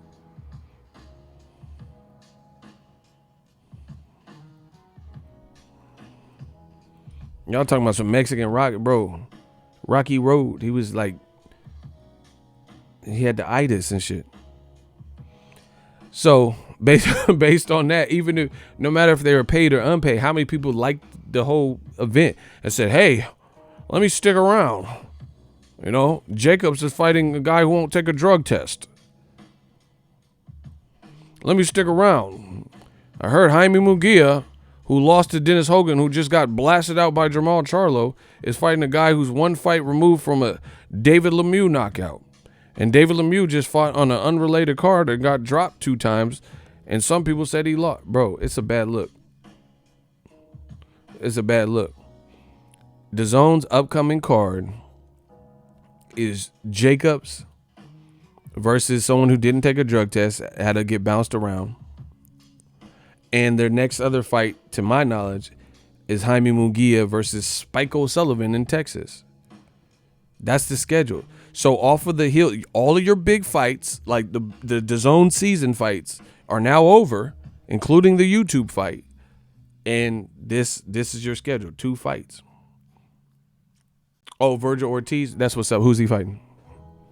Oh, he's fighting on the Terrence Crawford's day with Teofimo, fighting for a title. Oh, okay, I'll be watching that. Bro, I ain't trying to be cutthroat. I'm just telling you what it is. Virgil Ortiz is cool. Who he fighting? I like him, but who's he fighting? He fighting, competing with a bigger card. So What are we talking about? I'll watch it. I'm a boxing fan. But I'm just saying for promotional reasons and to get subscribers for life. But beyond that, if you pay for Anthony Joshua versus Ruiz, you good for the rest of the month. So you can watch Chavez Jr. I'm saying what's going to keep you. So you can watch all the DAZN fights. You've already paid for it. All the month for the month of December. But what about January? Are you going to keep it for January? You know, they got to reveal what fights they got coming out. That's my point. That's my point. I don't even know. I literally don't even know who Virgil Ortiz is fighting. Hold on. So Jacobs is fighting on his own card on Friday the 13th. And Ortiz is fighting on a separate DAZN card. How are they going to do that? So DAZN's airing 2 fights on Friday at the same time? Is that what you're telling me? Because Jacobs is supposed to fight on the 3rd. No, is Jacobs on the 20th? Oh, hold on. No. Jacobs on the 20th. Okay, so it's a week later. I mean, okay. But either way, bro. Who is he fight? I don't even know who he's fighting. I seen Ellie posted something. He said he's training. But I'm saying I don't even know who's his opponent.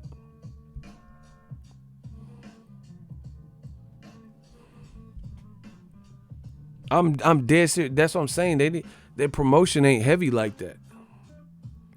Who is Virgil Ortiz fighting? I'm really curious about it now because you guys keep saying it.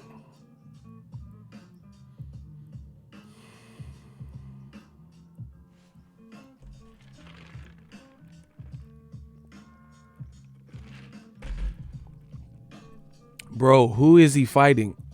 We need likes.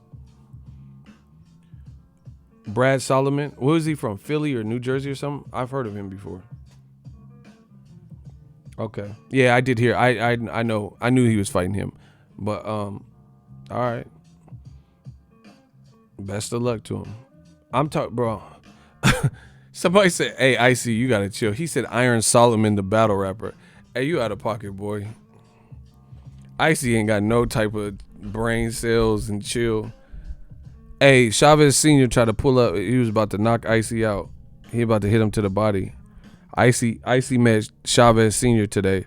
Chavez about to drill him to the body. Have Icy melted Icy.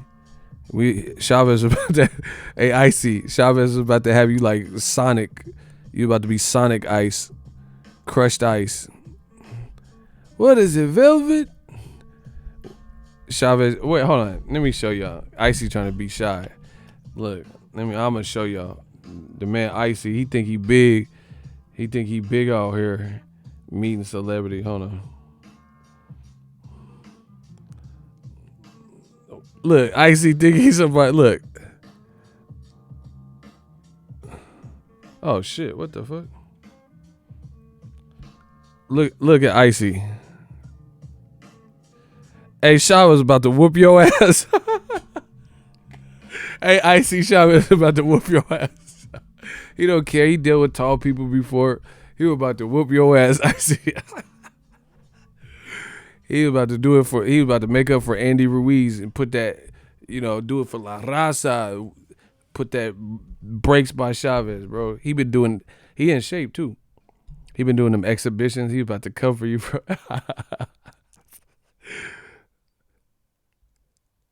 Hey, you out of pocket. He said he looked at me like you pinche mayate. You're tripping, dog. Bro, yeah, he was about to pinche whoop your ass. That's all I know. Chavez like, man, nah, that's my young dude, bro. You crazy. Oh, that's hella funny. Hey, his gym look raw. That gym look raw that you guys are in. I like the decorum and stuff.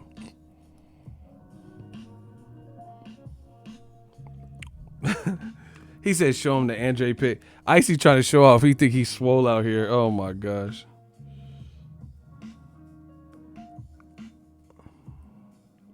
Did you even post it? Bro, I don't know what the Andre pic is.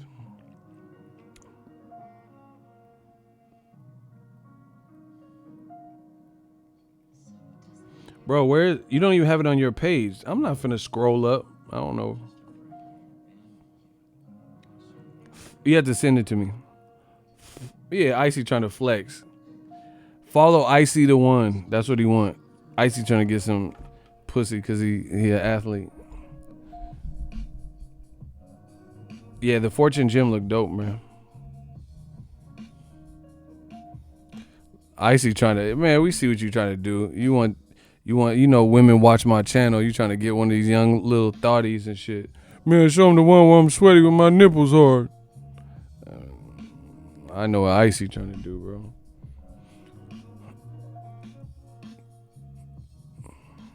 Yeah. Nah, you see him, because Andre kind of big, he like, show him the one Andre so they can see how big I am next to Andre. Icy, you think you slick, because if you was next to Danny DeVito, you wouldn't be saying, show him the DeVito pic. You just did that on purpose, bro. You was trying to flex. Because Andre kind of tall and you want to show the comparison. Bro, show him the Andre. Like, you could have picked any smaller. You didn't say where to show him the Muggsy Bogue picture, Spud Webb. That motherfucker said, show the Andre one. Show him me next to Yao Ming. I'm like, bro, I know what you trying to do, bro. Hey, send it to me because I don't know where it's at, and I'm not finna look for no man next to another man. You dig? Yeah, man. Icy trying to flex, trying to stunt. Oh my God, Icy wants me to show y'all. Look, there you go.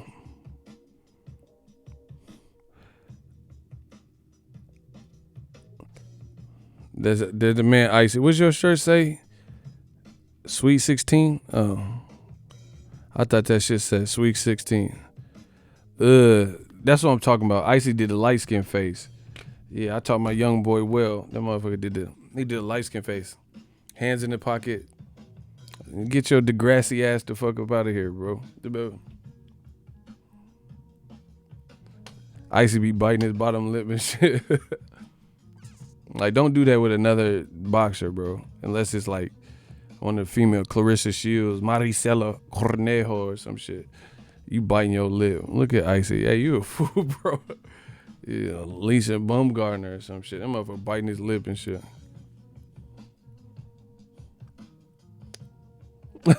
Get your light skinned ass the fuck up out of here. Oh, my Netflix comedy special coming soon. Anyway, back to the DAZN fuckery. Nah, Andre, bro, I watched him spar before. He nice with it. Baumgartner in shape. She real. I like her.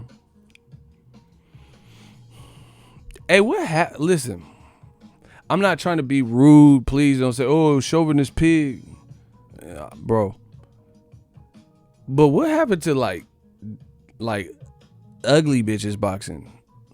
Because I feel like in the 90s, it was like majority, like they was not. Like they got, now boxing got some beautiful female boxers. Where the ugly bitches, bro? Like in the 80s, you looked like a boxer. Like if you was a female, they look like Patrick Ewing and shit. You know? Tim Duncan, one of these motherfuckers, bro. Young M.A. looking at, bro. Ooh. These new bodies, it's a new day. Bro, they be looking right. I'm like, okay. Not on no Cosby shit. Would like to put the pudding and go 12 rounds with that, you see, on the speed back. Like, not like that. I'm just saying, like, there be some ones. Bro. They used to, back in the day, they used to look like Grace Jones and shit. Do you find me sexy? Like, damn, you look like Grace Jones and Conan, the Destroyer looking ass, bro. You look like James Earl Jones, all these motherfuckers, bro. Simba, you mustn't go into the, bro. You get your James Earl Jones, Sandlot, Coming to America, ask the fuck about the gym. No, I'm just saying, bro, they be like these big Roseanne Barr. Let me stop. Y'all, I'm the only one tripping, bro. I'm saying back in the day, they look like Charlize Theron in Monster. That's all I'm saying. Anybody ever seen that movie, Monster? Ain't nobody seen Monster. It's just me.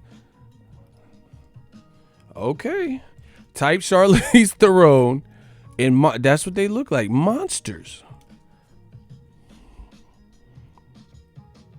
You look like Eileen Wuornos. That's what that is. You're a monster.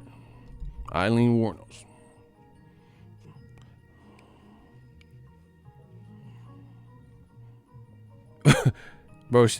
Bro, she got an Oscar for being ugly as fuck, and she normally fine as fuck from South Africa. Y'all didn't know that. Charlize Theron, she a baddie. She from South Africa. Charlize Theron, bro, she got an Oscar. They're like, God damn, she look. That's how you know you look ugly.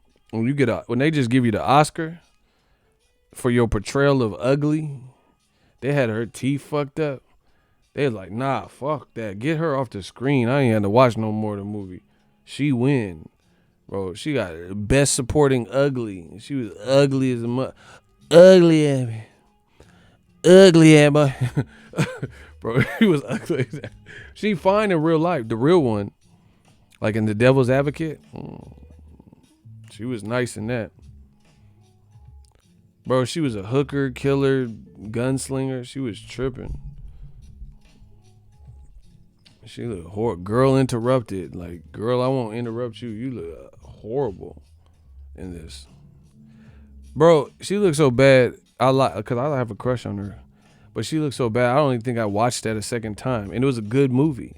I was just like, man, what did y'all do to Charlize Theron, bro? You old highway patrol looking ass. In like Tennessee looking. Like, not just you look like one of them real highway patrols. Like in one of them, like, buttfuck Tennessee and shit. You look whooped a little bit. She had no makeup and shit. Oh, shit. Trailer trash. Look at that. You look... Bro, heels have eyes looking at you.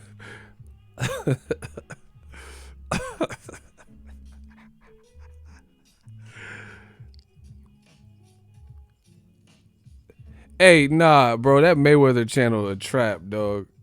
You could, like, bro, nah, because they be having some random people, and it was like, beast up on the pads, and then I look at the thumbnail, I'm like, ooh. I be like, nah, Jeff or whoever run the fucking page, whoever the fuck, Roger, whoever fuck doing them thumbnails, y'all think y'all slick, bro. Bro, them thumbnails be like, and the people be bragging in the comment section, yeah, nigga, you know why I'm here. You know what I came for. Bro, no, not all the videos, so don't, this ain't like my channel versus. I'm just saying, some of them Mayweather, it be having someone hitting pads, and it be like, Isabel beasting on the pad. I'm like, who the fuck is Isabel, bro? Like, the thumbnail, nah, bro. Y'all, if you know, you know. The cameraman ain't even filming the pad work. Nah. Come on, dog. The pad work from like here to here. Camera all droopy, like Forrest Whitaker eye and shit. Nah, that angle, nah. You be hitting them angles. Nah, bro. They don't even be filming that.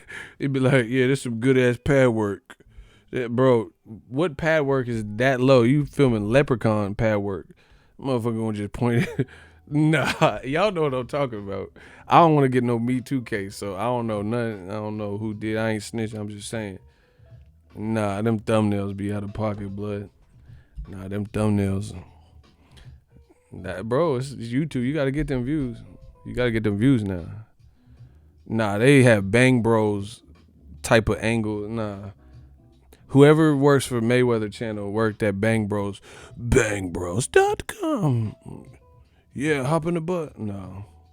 That was their previous job. Have you done any camera work before? Well, I used to work at Bang Bros. You're hired. Looking at us. No. It'd be like so-and-so destroys the speed bag. I'm like, she finna get destroyed.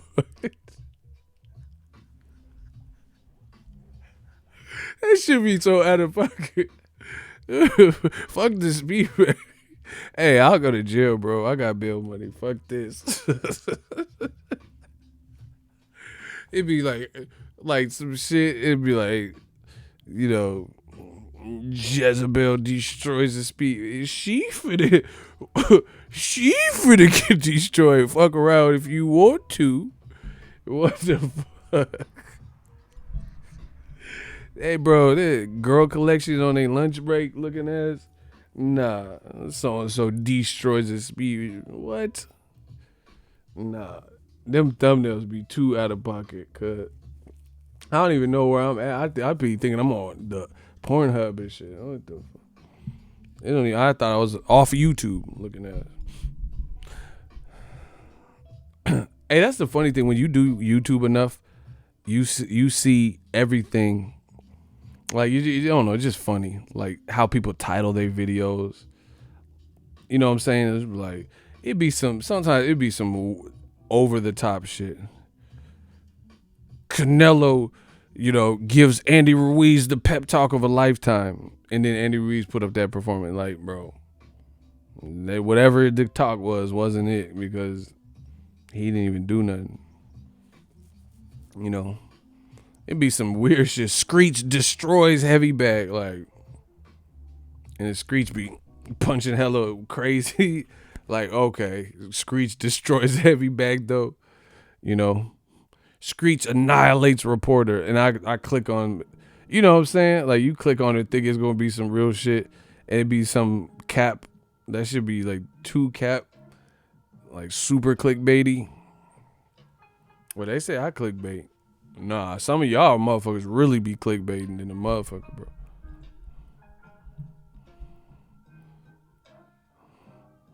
I be hating these titles, all extra with the wow. Hey, I be doing that too sometimes. Hey, you know what's funny? The homie Blue Blood.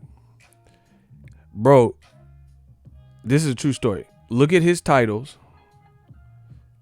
He texts like he titles. I'm gonna say it again. Blue Blood, ask him when he wake up. This motherfucker texts like he titles. Like, I'll be in Vegas for a fight. He'll be in Vegas for a fight. It'll be like, breaking. I'm on the way. I'm like, what? Bro, he putting out too many videos. Bro, I think every text message I've ever seen from Blue is in caps. I'm like, what the fuck? Bro, he had, like, everything looked urgent. I'm like, oh, shit. And he's like, breaking. Wow. Breaking, oh shit. Breaking news. I'm at the food court. It'd be like hella, bro. Every single text, bro. He just got his phone, like, he probably broke the button where you can't take cap locks off. I swear to you, he really be texting like that. Everything. Look. Breaking. Look, all cap. That's him in the gray, bro. I'm downstairs, bro. I'm downstairs in the conference room. Changing spots. No foot, bro. This motherfucker, Anthony Joshua, bro. He cap on everything. Bro, I told you. Every time, bro, he just in work mode. So this should be like, breaking news. I'm downstairs. Oh, shit. Motherfucker. What? That's the homie, though. Subscribe to him. These little bit of jokes, Bro, he really be texting, like, text like that. Like, Ja Rule texting and shit. What would I be without you? That motherfucker be like, breaking news. Wilder just waiting. Damn. Did he?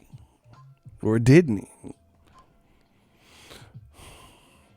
I hate texting, bro. Like, when you driving and you put OMW and that shit say, I'm on my way. Like, well, I didn't want to say all that. You make me sound hella crazy. You know what I'm saying? You go to spell like an easy word. Be like, man, never mind. It'd be like Neanderthal. Yeah. Like, when is the last fucking time I've ever needed to say the word Neanderthal? Since grade school. Like, why would I ever put Neanderthal for anything? Yeah, it'd be on my way just like that with the exclamation point. But I'm saying, like, why would you assume that I want to say Neanderthal? Like, in what context would I ever need to ever utter that word? You know, I went to Trader Joe's today and this Neanderthal cut in front of me. Like, bro, ain't nobody talking. That's actually Joshua. He talk like that. But other than Joshua, ain't nobody talking. Yeah, you know, I feel I could knock guys out, you know, like a Neanderthal. Bro, he the only one that talk like I don't talk like that, bro. Yeah. So after the Neanderthal Ruiz knocked me out, I went back to my poetry, read a couple quotes. I got a niggle in my knee.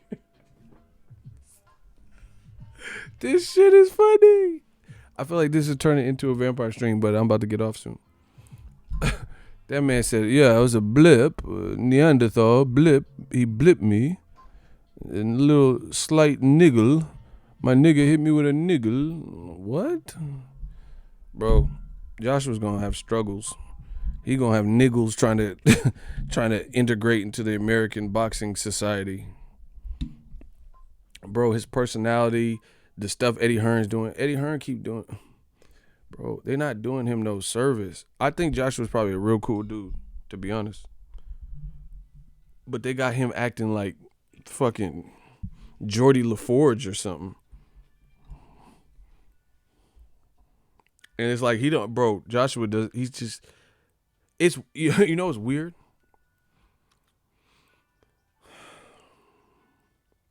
Have you ever known somebody that they like look like their name?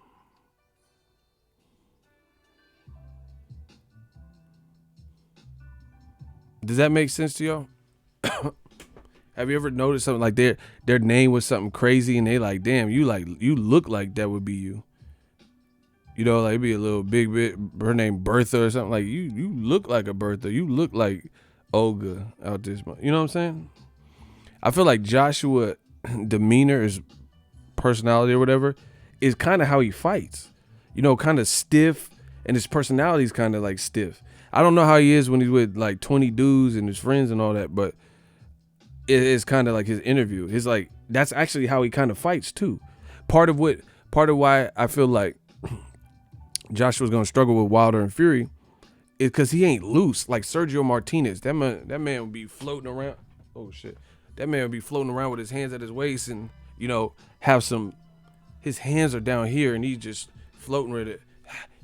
Like, you know, he can move and it's fluid. Joshua's like more, even when he was like boxing Ruiz, I really feel like it was successful because of how Ruiz showed up.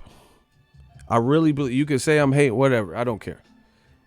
Smash the like button.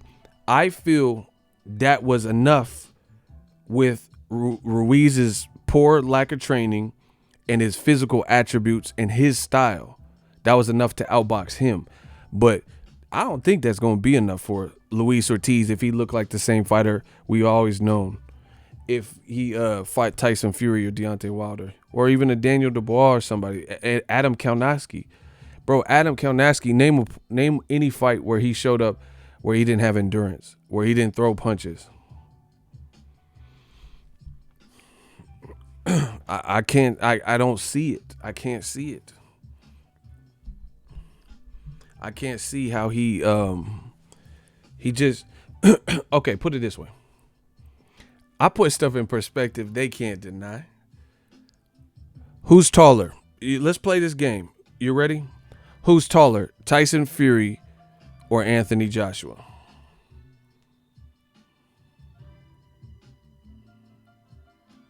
Who's taller?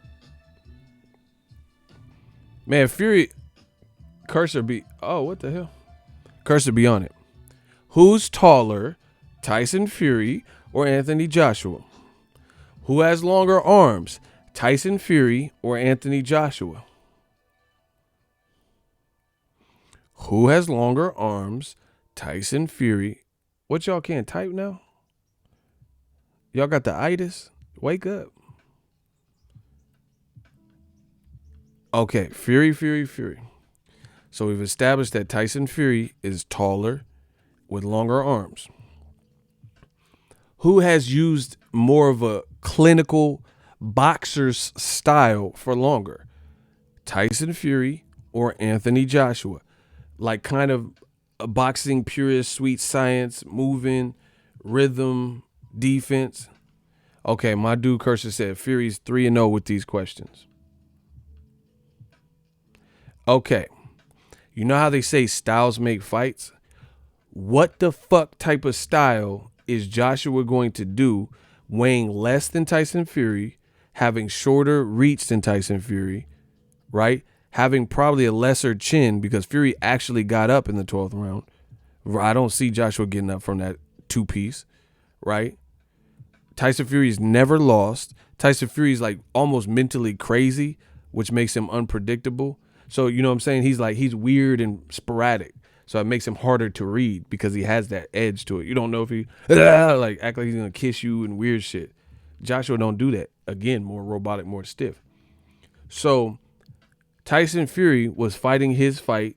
Wilder was missing, and Wilder still caught him violently twice towards the end. He won some of the early rounds, plus the 2 rounds where he had the knockdown, one knocking him out. So Tyson Fury, let's recap. Taller, weighs more, better chin and more durable, more proficient with the boxing style since he didn't have to take a L to start boxing. He's always had that style that gave problem. Longer arms, undefeated. So how's Joshua going to outbox Wilder? Tyson Fury, it reminds me of Cassidy when he did a freestyle and he was dissing Cicero and other dudes from Philly when Cass was like in his prime, and he did a smack freestyle, and Cassidy said, man, how you gonna battle me with a style that I made up? That's Tyson Fury. Tyson Fury is comfortable, efficient, unpredictable, bigger, longer arms, undefeated, confident, like I said, more unpredictable, longer arms, all that. Everything I just said. How you gonna battle me with a style that I made up? So against Wilder, Tyson Fury was boxing very well, better defense, more durable, still got flattened. So a more stiff Joshua, who's still learning at age 30, how's he gonna outbox Wilder? Conventional wisdom would tell you he wouldn't. And then to see Joshua in back foot boxing mode, Ruiz was able to walk through all of his shots without ever looking really hurt, and he was taking some of the punches flush. Wilder could knock you out, obviously going forward towards you. He did in the Dominic Brazil fight, but he can do it going away from you. He did in the Spilka fight. And he could do it in a split second. He did in the Luis Ortiz 2 fight. Yep. Pop, pop. So what is what is Anthony Joshua going to be able to do? If Wilder knock out Tyson Fury again, it's really over if Joshua fights him, because that'll prove his confidence is going to be on another level. Joshua, his confidence was able to probably somewhat improve, but that's because Ruiz didn't have a game effort. Wilder just had a game-ass, in-shape, Larry Wade-trained Luis Ortiz and still knocked him out with one punch. His confidence has to be unbelievable. If he does that to Tyson Fury, who's never been knocked out, his confidence has to go, well, except for Wilder fight, his confidence has to go through the roof. How is Joshua going to beat that? There's too much momentum. Plus, Wilder got more fights. Listen, old media is so stupid. The same things you use to slight Wilder, bum squad and 40 fights and blah, blah, blah. That's the same things that's going to cause him to beat Anthony Joshua's brains in. Duh. That's why they keep talking about, Wilder and Fury, they turned pro, and I was in the pro. It was my first year of boxing. That's why they do all the dumb shit, because they want to baby Joshua, and they want to try to put it in this weird, in my 15th fight, bro, you babying him. You're a grown ass 6'6" man. He's a smaller 6'7" man. Fight. You guys are both relevant. They trying to do this distinguished gentleman English British bullshit. When I was 15, I wasn't having sex with ladies, and he was running around like a harlequin. Like, bro, who cares? What the fuck does this have to do with anything? I was I had my head in the books and he was humping women. What the fuck? What does this have to do with modern age shit? Yeah. I was working on my diploma and Wilder was dry humping these heathens. What the fuck are you talking about? Yeah. I'm saying Wilder was acting like a flapper. He was acting like a flapper. There, I said it. A flapper. What the fuck are you talking about, bro? What do you not understand? Wilder was simply being promiscuous. He was being a flapper. He was humping women in the school bathroom. Bro, what the fuck?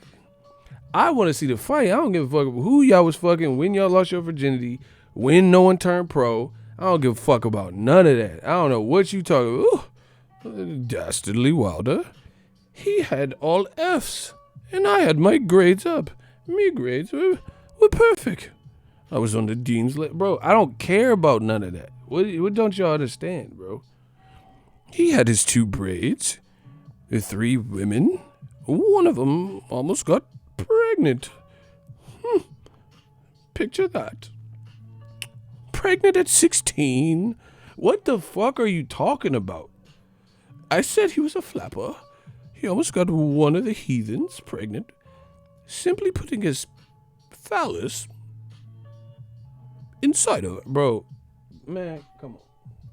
I don't give a fuck. I don't know what the fuck none of this is. Don't care.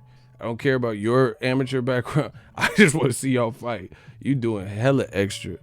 Hella, bro. That's what I'm saying. Joshua and Eddie Hearn, bro, it's over. The jig is up. You got to fight him. Nobody care where you 15. Bro, how, okay. This is what I'm saying. Okay. This is like people who put my title, me, in the title of their video. Oh, Boxing Ego sucks. He's a horrible bitch made ego, you know, pussy ego, horrible ego, exposed, proved him wrong, all this shit. There should not be more than one video from the same person talking about me. You've already exposed me. And, you know, and the motherfuckers be in the videos saying stuff, God knows what. You know, I don't check this shit out. But people, you know, I get an overflow. People tell me what people have said in the past. You know, oh, yeah, I roasted Ego and he blocked me and blah, blah. Okay, I don't know what I'm talking about. You won. You know, oh, yeah, he's lost all his credibility. He said, bro, they said I lost my credibility because I picked Rigondeaux over Lomachenko and I was wrong. This is years later, and I'm still covering fight, and I'm still here. That's because I came from the gutter and I'm still here. So what are we talking about? You know what I'm saying? It should not be more than one video. You proved me wrong. You destroyed my credibility. I'm dust, you know. I'm just done. Same thing with this Joshua shit. How many times do we need them to remind us of the same mute point? Like, oh, in my 15th fight, I was fighting against Prince Charles Martin. We've heard it. Okay, we know who you fought and when you fought them. How many times do you have to tell people that? It's not like Floyd reminding you, oh, I beat Diego Corrales. I was an underdog. Bro, you're telling us you fought Charles Martin like that's some, like, landing on the moon Neil Armstrong shit, bro. What the fuck? It's really weird. And to me, this is showing a huge level of desperation for Eddie Hearn. You're acting like one small step for man, one giant leap for mankind. This ain't no NASA, Apollo 13, Neil Armstrong type bullshit. You beat Charles Martin. Like I said, I'll give credit, but put it in perspective. I'm all about perspective and context. Like that tweet, it said Joshua did 1.8 million views. Blanket. That's a blanket statement. Oh, shit. Sounds like he did real good. But then you read more and it says, oh, in 9 markets. And then you look further into that. Okay, 8 of the 9 markets still offer a 30-day free trial. So how many paid views did it do? See, I'm sure that would be a different number, but they don't want to tell you that because they want to show you this fake-ass inflated number to make it look like it did 2 million views, like it's some Mayweather versus Canelo bullshit coming on at 1:30 PM from Saudi Arabia, and you know that's a lie. Listen, I'm all about context. Everything has to be about context.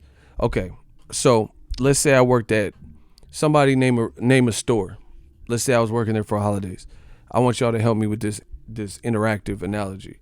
Somebody name a store I could work at for the holidays. I don't even know what Mark's is. Next one. Food Town. God damn, can y'all give me something like I know? What the fuck is Food Town? Like I'm in a shelter. Okay, Target. We gonna use Target. You motherfuckers like, fucking gigolo. Like, y'all saying some fucked up shit. You're at a bunny ranch. Like, why I gotta be at a bunny ranch? Nah, man, Badusi, man, come on, bro. Y'all putting hella extra shit. Yeah, you're like, Lane Bryant. Like, damn, so I'm just, man, come on, bro. Anyway, they trying to put the fucked up, I'm gonna use Target. So, if I got on here, and let's say I was a vlog channel, and I said, man, I just got home from Target.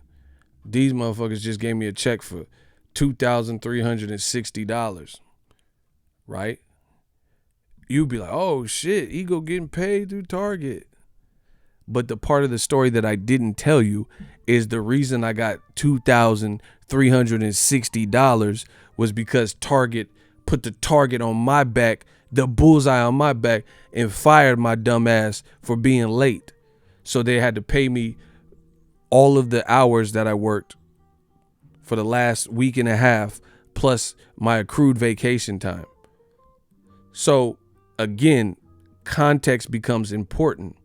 If I just get on here as a vlog channel and say, hey man, I just got this check, $2,360 from Target, you'd be like, oh shit, that damn, Ego must be high up, he's high ranking, because it sounds like I'm balling and making some good money at Target. But if I put it in context and you find out that was my last payout because they terminated me and now I don't have a job, then that context is everything, right? That's what I'm saying. You get, oh yeah, Ruiz did nine in 9 markets, did 2 million views, but yeah, put that in context though. How many of them are paid? And like I said, when you go to some of them other countries, it don't cost $20 a month. Some of them have, all of them, except for America, the U.S., have the 30-day free trial. So how are you judging free viewership and making it look like he did these views, like the fans had to go out of their way to set up? Okay, so in America, if they had the free trial, then yeah, a lot of you guys that watched it, however you watched it, went to a friend's house illegally or whatever, if there was a 30-day free trial, you could just set that up and cancel it. So that changes the dynamic, how much money you make off of this. That's the perspective.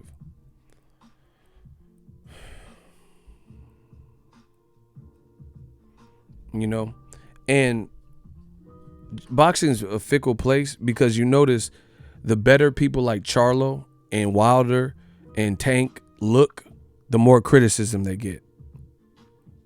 People, black advisor, black fighters, they get criticism. The better, like if Tank knocks out Gamboa, mark my words, if it looks popping in Atlanta, which it will be, he gonna get more criticism.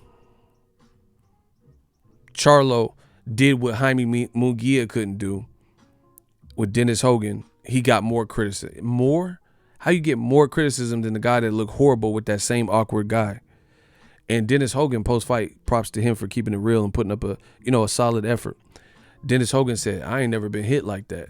He caught me with some good shots. I'm going back down to 140 or 154.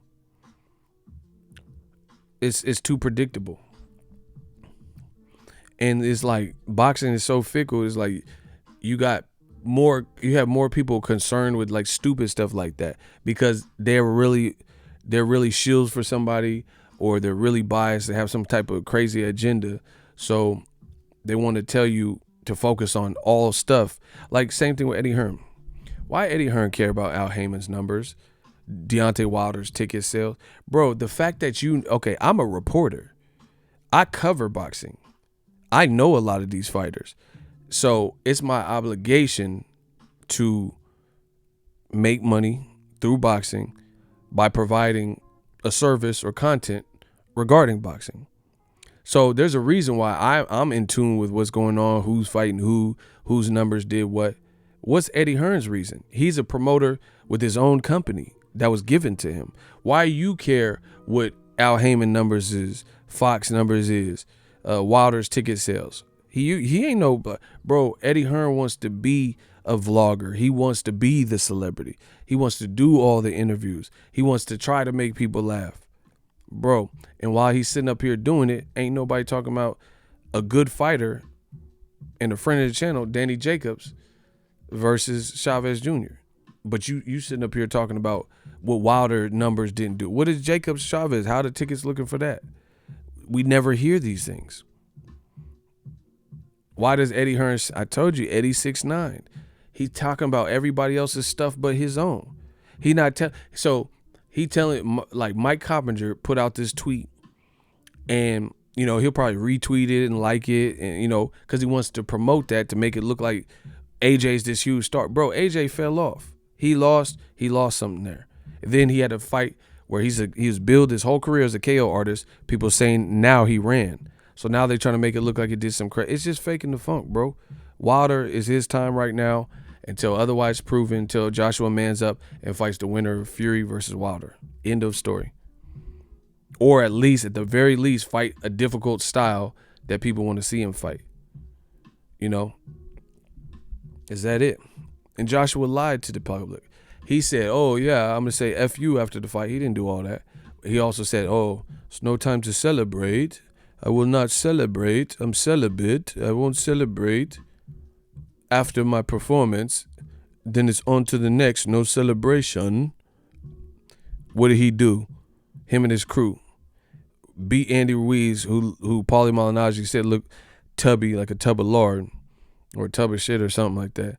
And he started jumping up with his crew, celebrating. I thought you wasn't. Bro, AJ won't resonate with Americans until he starts fighting the people we want to see him fight, and or changes some things with his personality, like the inconsistency. It's killing us.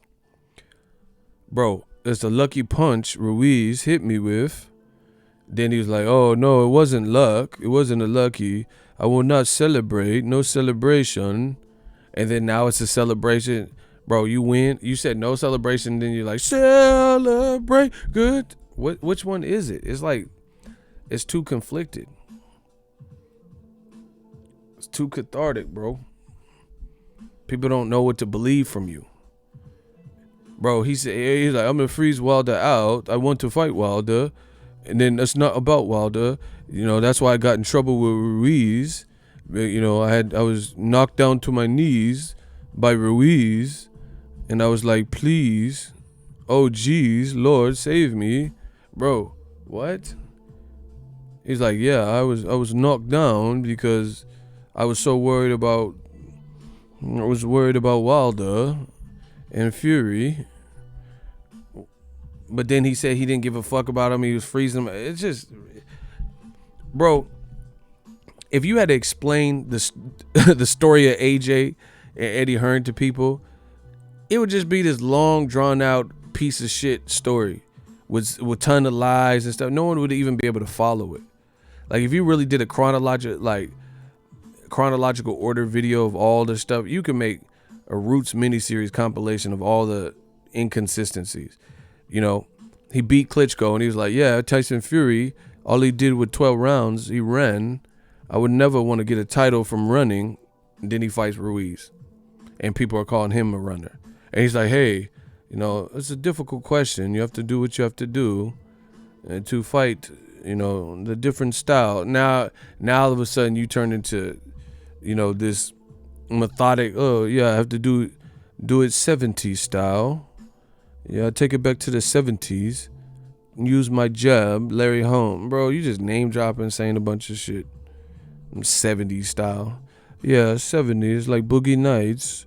I have to take it back to Sweet Science and, when Bill Russell and Kareem, they wore booty shorts and played ball. What the fuck are you talking about, bro? I'm just saying, 70s. Man. Shag Rug. It's just what? Yeah. Kane the bad guy. He said go back to the scene of the crime. Then it was in Saudi Arabia. The fight would have been bigger in America. More people would go to it. He said he acted like a jab was only used in the Bro, he's just programmed to say these weird things. That man said it was 70s style boxing. What? They've been boxing for centuries. There ain't no 70s to it. Like, bro, that's what I'm saying. Joshua's not loose enough. Yeah, we're not going to fall for the banana in the tailpipe. Nah, bro, you can't say we're not going to fall for the banana in the tailpipe. Say, man, I ain't falling for no banana in the tailpipe. Like, you got to say with some, it's too stiff. Imagine Wilder if he was like, yeah, and when I fought Luis Ortiz, I had to take it 90 style, Ray Mercer style, Tommy Morrison style. What are you talking about? 90s style? Hey, that African lady or whatever, that Muslim lady, she's like, not to be rude, but I expect more from you. Bro, it was like one of the first questions. She was not impressed, bro. Did you hear that question? She said, I expected so much more from you as a professional boxer. Damn, she kept it trill. I was like, damn.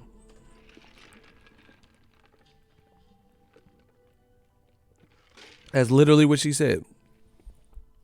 Bro, she was answering the question without the mic, and then she repeated it on the mic. I was like, damn, she is savage.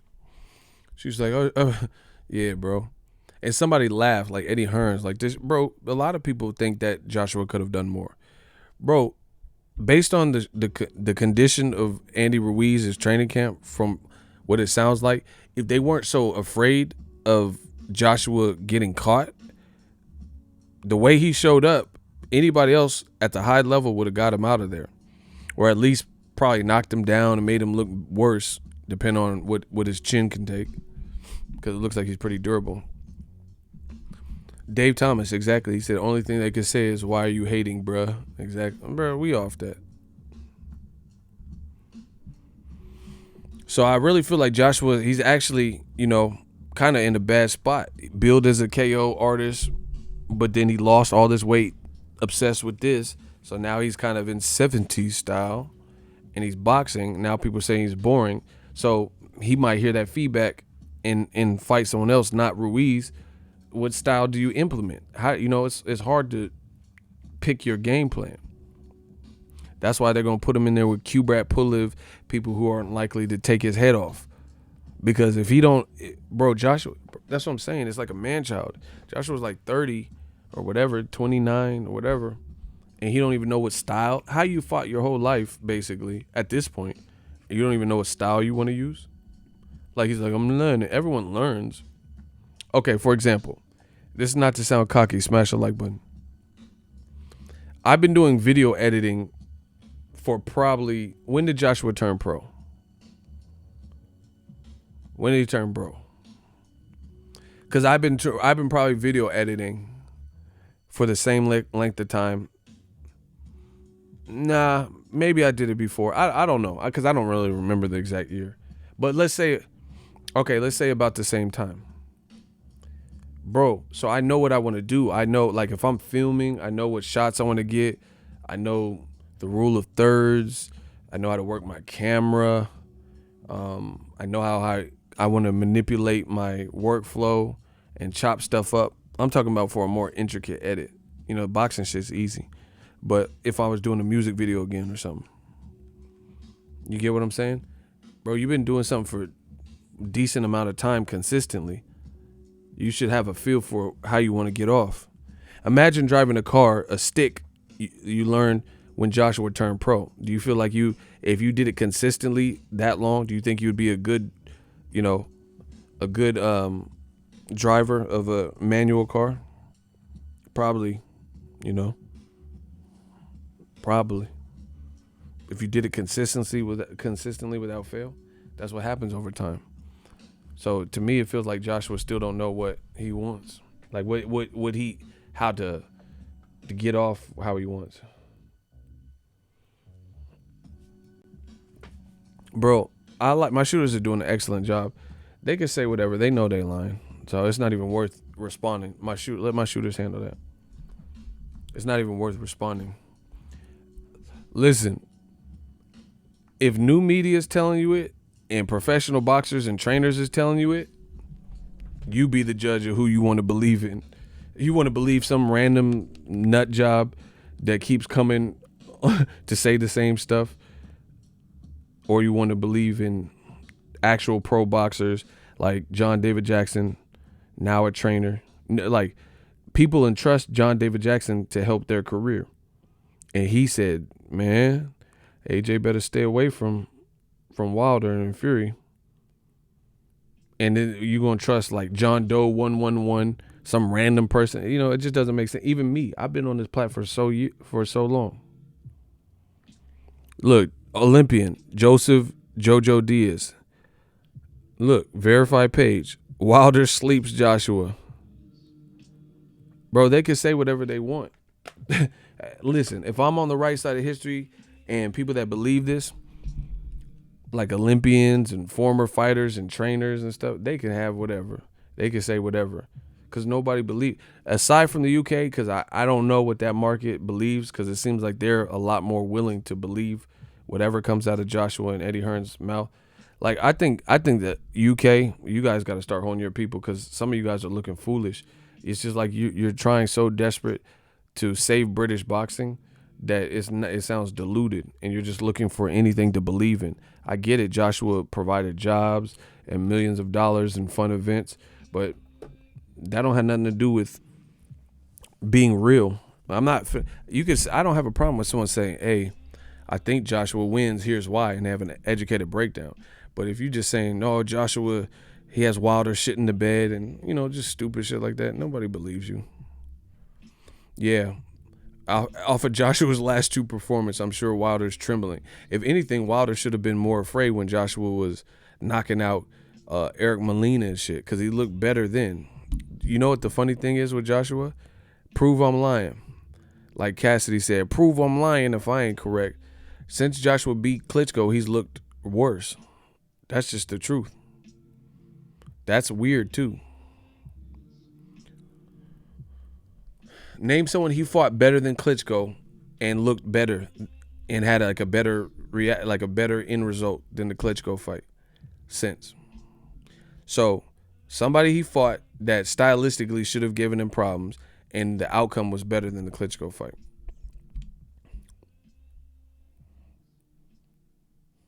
Exactly. No one. Cherry picked. Manufactured. They manufactured his pacing and career, like who they want him to fight. Klitschko's 6'6", 254 legend. That could give anyone problems. Great jab, you know, very smart, in shape always, blah, blah, blah. Comes from a fight family. Since the Joshua fight, there has not been one single fight where he fought someone that is more of a legend than Klitschko, with a 6'6" frame, you know, something like big, in shape, the knowledge base, the wins Klitschko has, and looked better and had a better outcome. He knocked Klitschko out. That was his peak, and there's never been a performance since that has mastered that. Unlike Errol Spence, he just keeps getting better. Kell Brook gave him more problems, right? And he stopped him. But Sean Porter, well, Kell Brook was coming off a loss. Sean Porter was coming off a win where he's a champion, right? And Sean Porter brought a aggressive style, and he knocked him down. He shut Lamont Peterson out. He knocked out Ocampo in one round. He beat Mikey Garcia 12 rounds out of 12. So you see the progress, or as the UK, the progress with Errol Spence. He's put on performances where even if you thought someone's not as good as Kell Brook because Sean Porter lost him, all of his performances have leveled up. That's it. In fact, Joshua has fought lesser fighters than Klitschko and looked worse. There's not been anyone that Errol Spence has fought since becoming the champion that's a lesser fighter than Kell Brook, and he looked worse versus Kell Brook than he did in those fights. prove I'm lying. So I'm gonna say it again. Since Errol Spence beat, that Kell Brook fight was pretty tough. Name somebody who you rate lesser than Kell Brook that Errol Spence had more issues with, like Ocampo. Like if he had a tougher fight with Ocampo than he did Kell Brook, that would be weird. Or Lamont Peterson.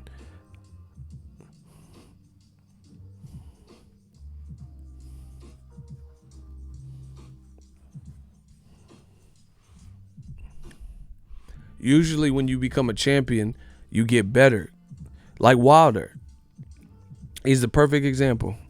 I already told you Errol Spence. Has Wilder gotten better since Bermane Stiverne won? Yes or no?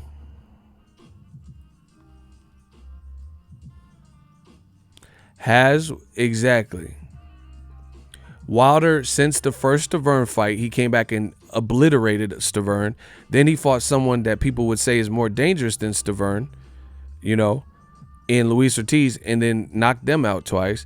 And then he fought, somebody who's probably in the same echelon as Stiverne, but bigger frame, like Dominic Brazil, iced him in one punch. That you can't say that for Joshua. Joshua has fought guys that we don't put anywhere near the pedigree of Klitschko, nowhere near the height of Klitschko, the size, the brain, and the style of Klitschko. And Joshua still not looked that great. Like Takam, Ruiz with 5 weeks to train.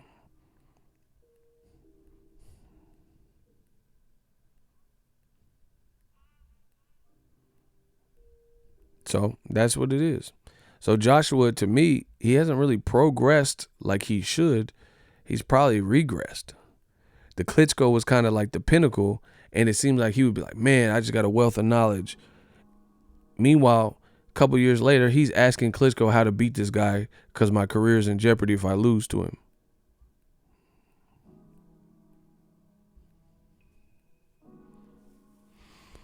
That's normally not the case. When Mikey Garcia or somebody becomes a champion, they put on other good. I'm not saying they'll never lose, but I'm saying that usually gains confidence and they become harder and harder to beat. Look at Terrence Crawford. Terrence Crawford, who did he beat for one of his early belts? I don't know. I don't even know off the top of my head. I don't feel like thinking anymore.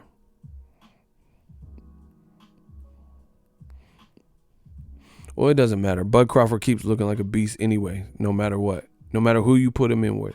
See, bro, Anthony Joshua's not pound for pound at all. Bud Crawford, people sleep on his resume. This man will fight any style. Does fight tall, skinny, muscular, squatty, short, fat. And, bro, it don't matter. 2 weeks notice, gold medalist, Cuban, black, white, Ukrainian, bro, he don't care. Mexican, bro, he fights all styles. And see, that's actually one of the dynamic people they sleep on for Crawford. He really will fight any style. Like Crawford, name somebody who's rated that has fought more contrasting styles than Crawford. Name an active, under 32-ish, under 34-ish fighter that has fought more different styles and looked like Crawford has looked. So that automatically removes Canelo because he don't show that type of separation. So name someone 34 or younger. 34 or younger.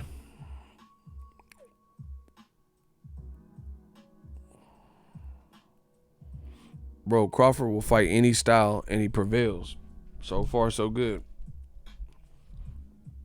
Tall guys, short guys, punchers, boxer punchers. Guys who are mad at him before the fight.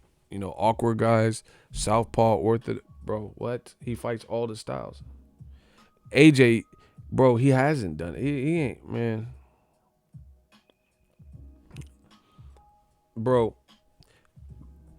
And they probably won't keep him away from a volume puncher now. A big puncher who's going to throw punches and bunches. They're going to put him in with Kubrat Pulev. How old is Pulev? Bro, he has to be older. Has to. He fought Klitschko hella long ago. He has to be older. There's no way. Ain't nobody. So good luck. Like I said, good luck to DAZN. We'll see how many people want to watch that. And Eddie Hearn don't care. He's just happy to have the belts back and try to protect him. Bro, this is horrible. I didn't realize, man, this is horrible. This man is 38 years old. Look. This man is 38, been through wars. Didn't look good in his last fight. Shorter than Joshua. Got a Me Too case. He was in a war with Baghdad Dinu. Samuel Peter. Klitschko whooped him. Stopped him. KO 5th. Bro, this is horrible. This is horrible. So good luck building Joshua from this point out. I just don't see it. I don't see, again, the one place you really need DAZN to be successful in, where it's available, America, you can't find the combination, or you refuse to make the fights. Canelo finna be fighting someone we don't want to see him fight. Golovkin gonna fight someone we don't want to see him fight. Andre can't get a fight because everyone's ducking him. Devin Haney, he's getting ducked, so he can't get the fights he wants. Bro, it's horrible. AJ barely, couple days out of beating Ruiz, which was a huge nerve-wracking rematch. So you know it's going to be. So good luck with that. Good luck with that. And see, this is the other problem with DAZN that they're going to have problems with. Who heard that Tevin Farmer and Joseph Jojo Diaz were going to fight a week before Super Bowl in January? Who heard that rumor? I'm going to let the fans answer. Who heard that Tevin Farmer and Joseph Jojo Diaz? All right, Cursor, how long ago did you first start hearing that was a rumored potential fight? Cursor, how long? How long ago would you estimate? How long ago would Cursor estimate that he started hearing that fight was something they were putting together for the week before Super Bowl? That question goes to Cursor. He said, pull up a Neanderthal. Y'all tripping. Y'all tripping. That was shit too long ago. Just guess. How long ago? Weeks, month, 2 months, 3 months, a year? If you had to guess, just take your best guess. Somebody help him out. Tevin Farmer, Joseph Jojo Diaz was rumored. How long ago did you guys start hearing this? No, but they were talking about making it for January. Not them just face off. I'm talking about when they... No, not a year. When they started saying that they could actually have a date. That's what I'm asking.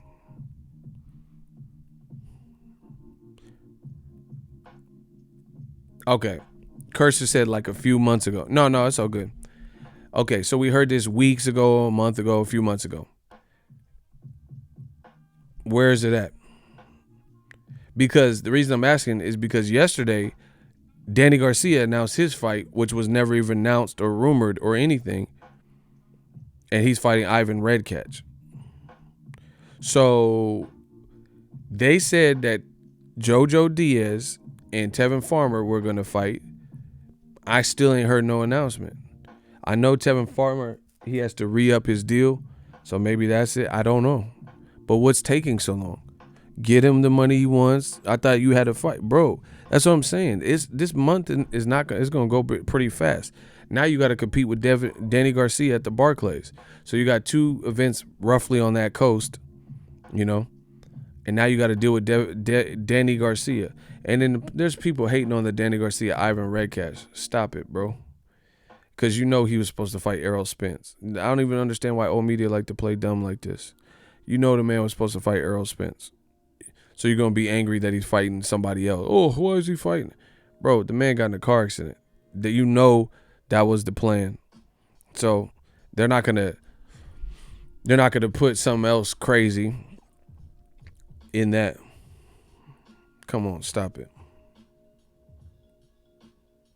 But where's Tevin and Joseph Jojo Diaz. That's an Eddie Hearn event. See, that's what I'm saying. Eddie be all in people's shit, but when it comes to getting information that we need for his events, where is it?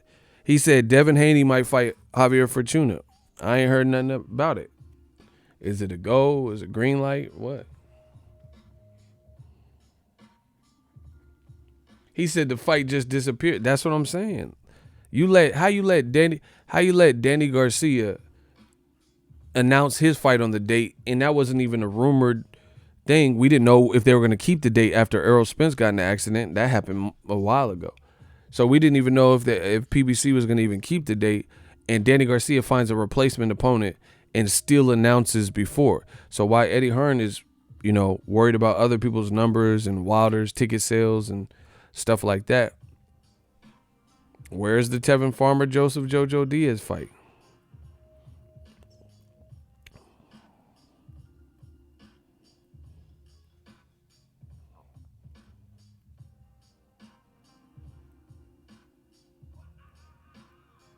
So that's what it is.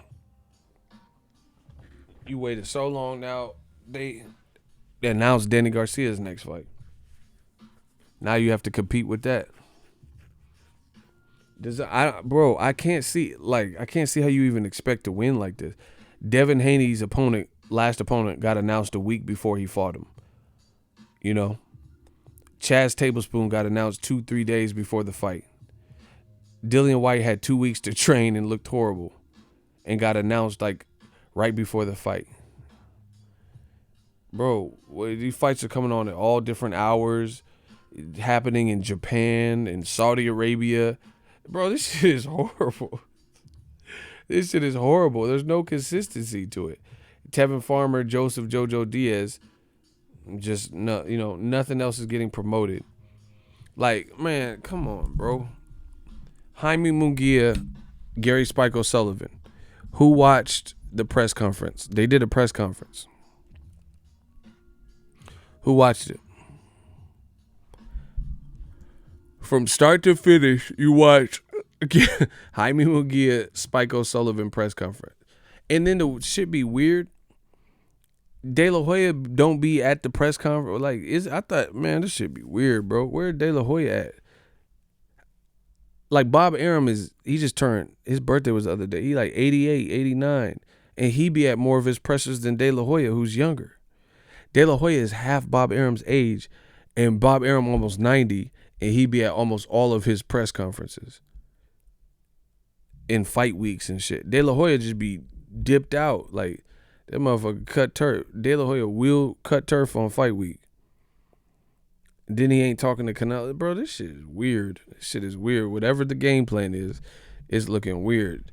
You mad at Ryan Garcia, mad at Canelo, don't be at fight weeks, and De La Hoya be, where are you at? That motherfucker playing pool and shit. Hey, I do believe. He playing billiards.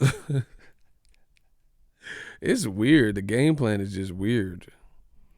Really weird. And they holding on to Jaime Munguia. Notice how all the black fighters, like Charlo, Tank, you see it in the comments, say, oh, when's Tank gonna actually fight somebody? Oh, when is Jamal gonna actually fight somebody? I do not see none of this energy for Jaime Munguia. Bro, he was just a champion. No different than Tank. No different than Charlo. Where's all this energy for Jaime Munguia to fight somebody that you want to see? You know what would be a badass fight? Jaime Munguia versus Jared Hurd. Even Jaime Munguia versus Erickson Lubin. I would love that. Bro, he ain't fighting none of them motherfuckers either. He fighting, bro, ego matchmakers. Jaime Munguia versus Erickson Lubin. Jaime Munguia versus Jared Hurd, or Jaime Munguia versus Gary Spike O'Sullivan. What would you pick? Would you pick one of the first two, or who he's actually fighting? Bro, ain't no pressure, but Gervonta, why won't Tank fight nobody? Come on, bro. Bro, they trying to let him grow and fight certain styles because he lost to Dennis Hogan, fight Patrick Alati. Bro, he fighting people from like Black Ink. What's that show called? The tattoo shit, Black Ink, New York and shit, bro. He just fighting random people, and I don't never hear no complaints. You got Virgil Ortiz. He looks sick. He fighting Brad Solomon. Motherfuckers like, oh, why is Tank fighting Gamboa, a gold medalist? Why is Charlo fighting in Ontario? Really? Out of all boxing, that's your biggest concern, huh? Bro, these dudes just be trying to do like new media, but they can't. They just be talking to be talking.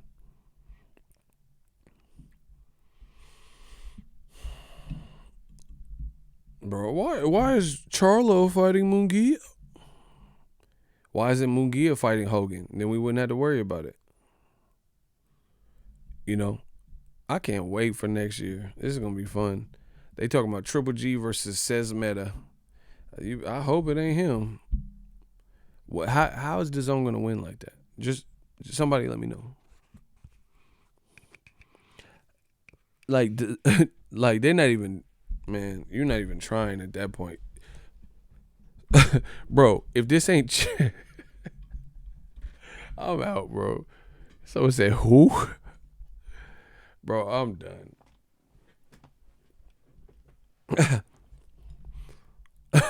I'm so done. Bro, if Triple G fights Camille Sesmeta, it's looking ugly. Bro, this is the quintessential cherry pick. Steve Rolls, one guy that people might want to see you fight, and then you really lose. You don't rematch him, and then you fight Camille Sesmeta with 4 knockouts. Man, stop. Bro, how you gonna have 2 cherry picks in your last 3 fights? Just don't gotta do something. I'm done. So good luck. Same thing with Josh. Bro, it's so evident that the end and the pressure is, the pressure is there. We'll just leave it at that. For Canelo to fight somebody, for Triple G to fight somebody, Jaime Munguia to fight somebody, AJ to fight Wilder Fury, bro. That's what I'm saying, bro. They're really fighting one-hit wonders. Steve Rolls, I ain't never seen him on no other card. And Eddie Hearn trying to make this survive on his side with like Usyk versus Derek Chisora. This is not the UK. This is a gold medalist, and you keep trying to put everyone with Derek Chisora, Parker, and twice with Dillian White. Bro, it's the same. That's why I came up with Rematch Room, because it's the same thing. Okay, just look at it. You can connect almost all these guys. Dillian White fought David Price. Or excuse me, Dillian White fought Dave Allen. Dave Allen fought David Price. Right? David Price fought Derek Chisora. Derek Chisora fought Dillian White. You see what I'm saying? Twice. Derek Chisora fought Dillian White twice. Then Dillian White fought Merishwek. Merishwek fought Gerald Miller. And Gerald Miller was supposed to fight AJ, but he messed up that bad. You get what I'm saying? Like, you can connect this all the way back, and you just keep coming. And it's like ping pong. It's the same dudes. You'd be like, oh, but Dillian White knocked out Lucas Brown. Lucas Brown later fought Dave Allen. You'd be like, Dave Allen fought Derek Chisora. Derek Chisora fought Joseph Parker. Joseph Parker was scheduled to fight Derek Chisora, who fought Dillian White. Bro, it's do you see what I'm saying? These are all, it's like the same group of guys. Eric Molina fought AJ. Then years later, Philip Ergovich just fought Eric Molina. Gerald Miller fought Maris Weck when he was with Eddie Hearn, who just fought Maris Weck. Dillian White. Bro, it's like the same couple of names. You know what I'm saying? Povetkin fought David Price. And then he fought Anthony Joshua. Anthony Joshua fought Dillian White. It's just like a back and forth. Like, this is the same fucking. I know the heavyweight division is not all too big, but bro, Dillian White can't fight Luis Ortiz. You know, he can't fight Luis Ortiz.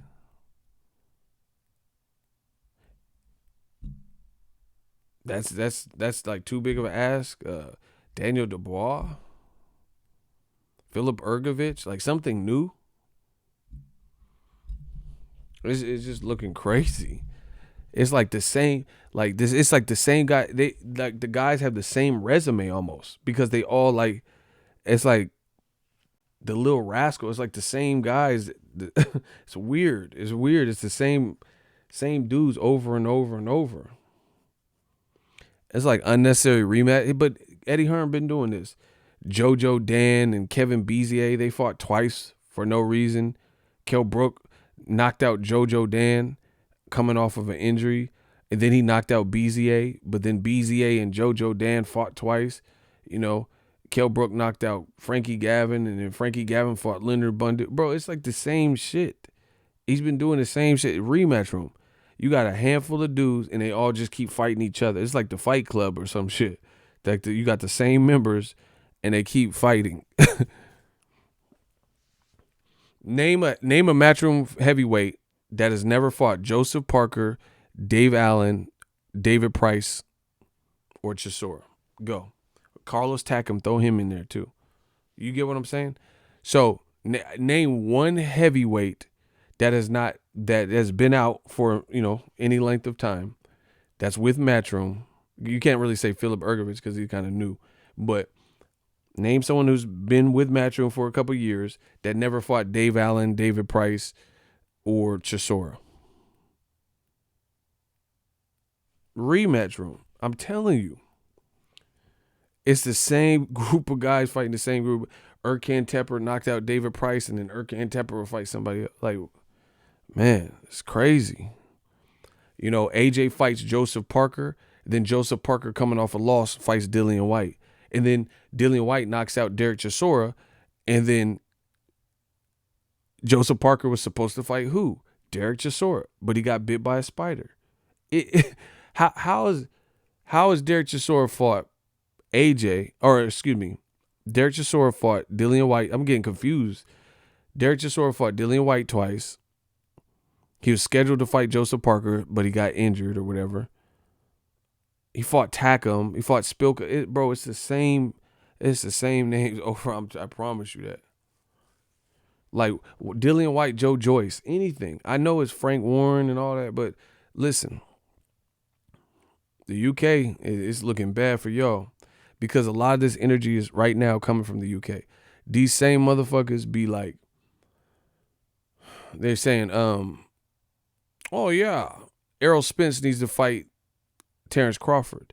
So they want to completely disregard the sides of the street, completely disregard the fact that there's a political landscape and sides of the street, and just make Crawford versus Errol Spence. But you know there's different entities involved. But they never tell Eddie Hearn to work with Frank Warren. There's some good matches there. Daniel Dubois versus Dillian White. Buatsi versus Anthony Yard. You know, Philip Ergovich versus Dubois. Who else they got? Tyson Fury versus any of them. Dillian White or something. Why don't they do that? So you want Top Rank to work with PBC, but y'all don't even do that. How come Dillian White can't fight Daniel Dubois? But then you want Crawford to fight Errol Spence, and these motherfuckers make videos and from the UK. Yeah, I think Bud Crawford, he wants to fight, and no. So what's the difference? Why doesn't Frank Warren and Eddie Hearn say fuck it, squash the beef, no mandatories needed, just make the fight? Daniel Dubois versus Dillian White. Why don't you make it? You know, AJ versus Daniel Dubois. Make it. How come? What's the difference? See, bro, these dudes is fake. They be lying. It's propaganda. They want all the other matches to happen irregardless of, they're telling, Charlo, if he wants to fight Canelo, he wants to fight Triple G, he needs to sign to DAZN. Why? Why he got his side to the zone? Andre's over there and can't get the Canelo fight. Andre's over there can't get Triple G. See, it's a bunch of bullshit. It's a bunch of bullshit. Listen, can anyone name the answer of why Daniel Dubois and Dillian White can't fight? Or Buatsi, Yard, shit like that. Matchroom and Frank Warren fighters. But the same people want Errol Spence to fight Crawford. What's the difference? Somebody explain it to me. I'll wait. Why can't Joshua fight Daniel Dubois? Fight him. Man, it's looking ugly for old media. Good luck. I'm out.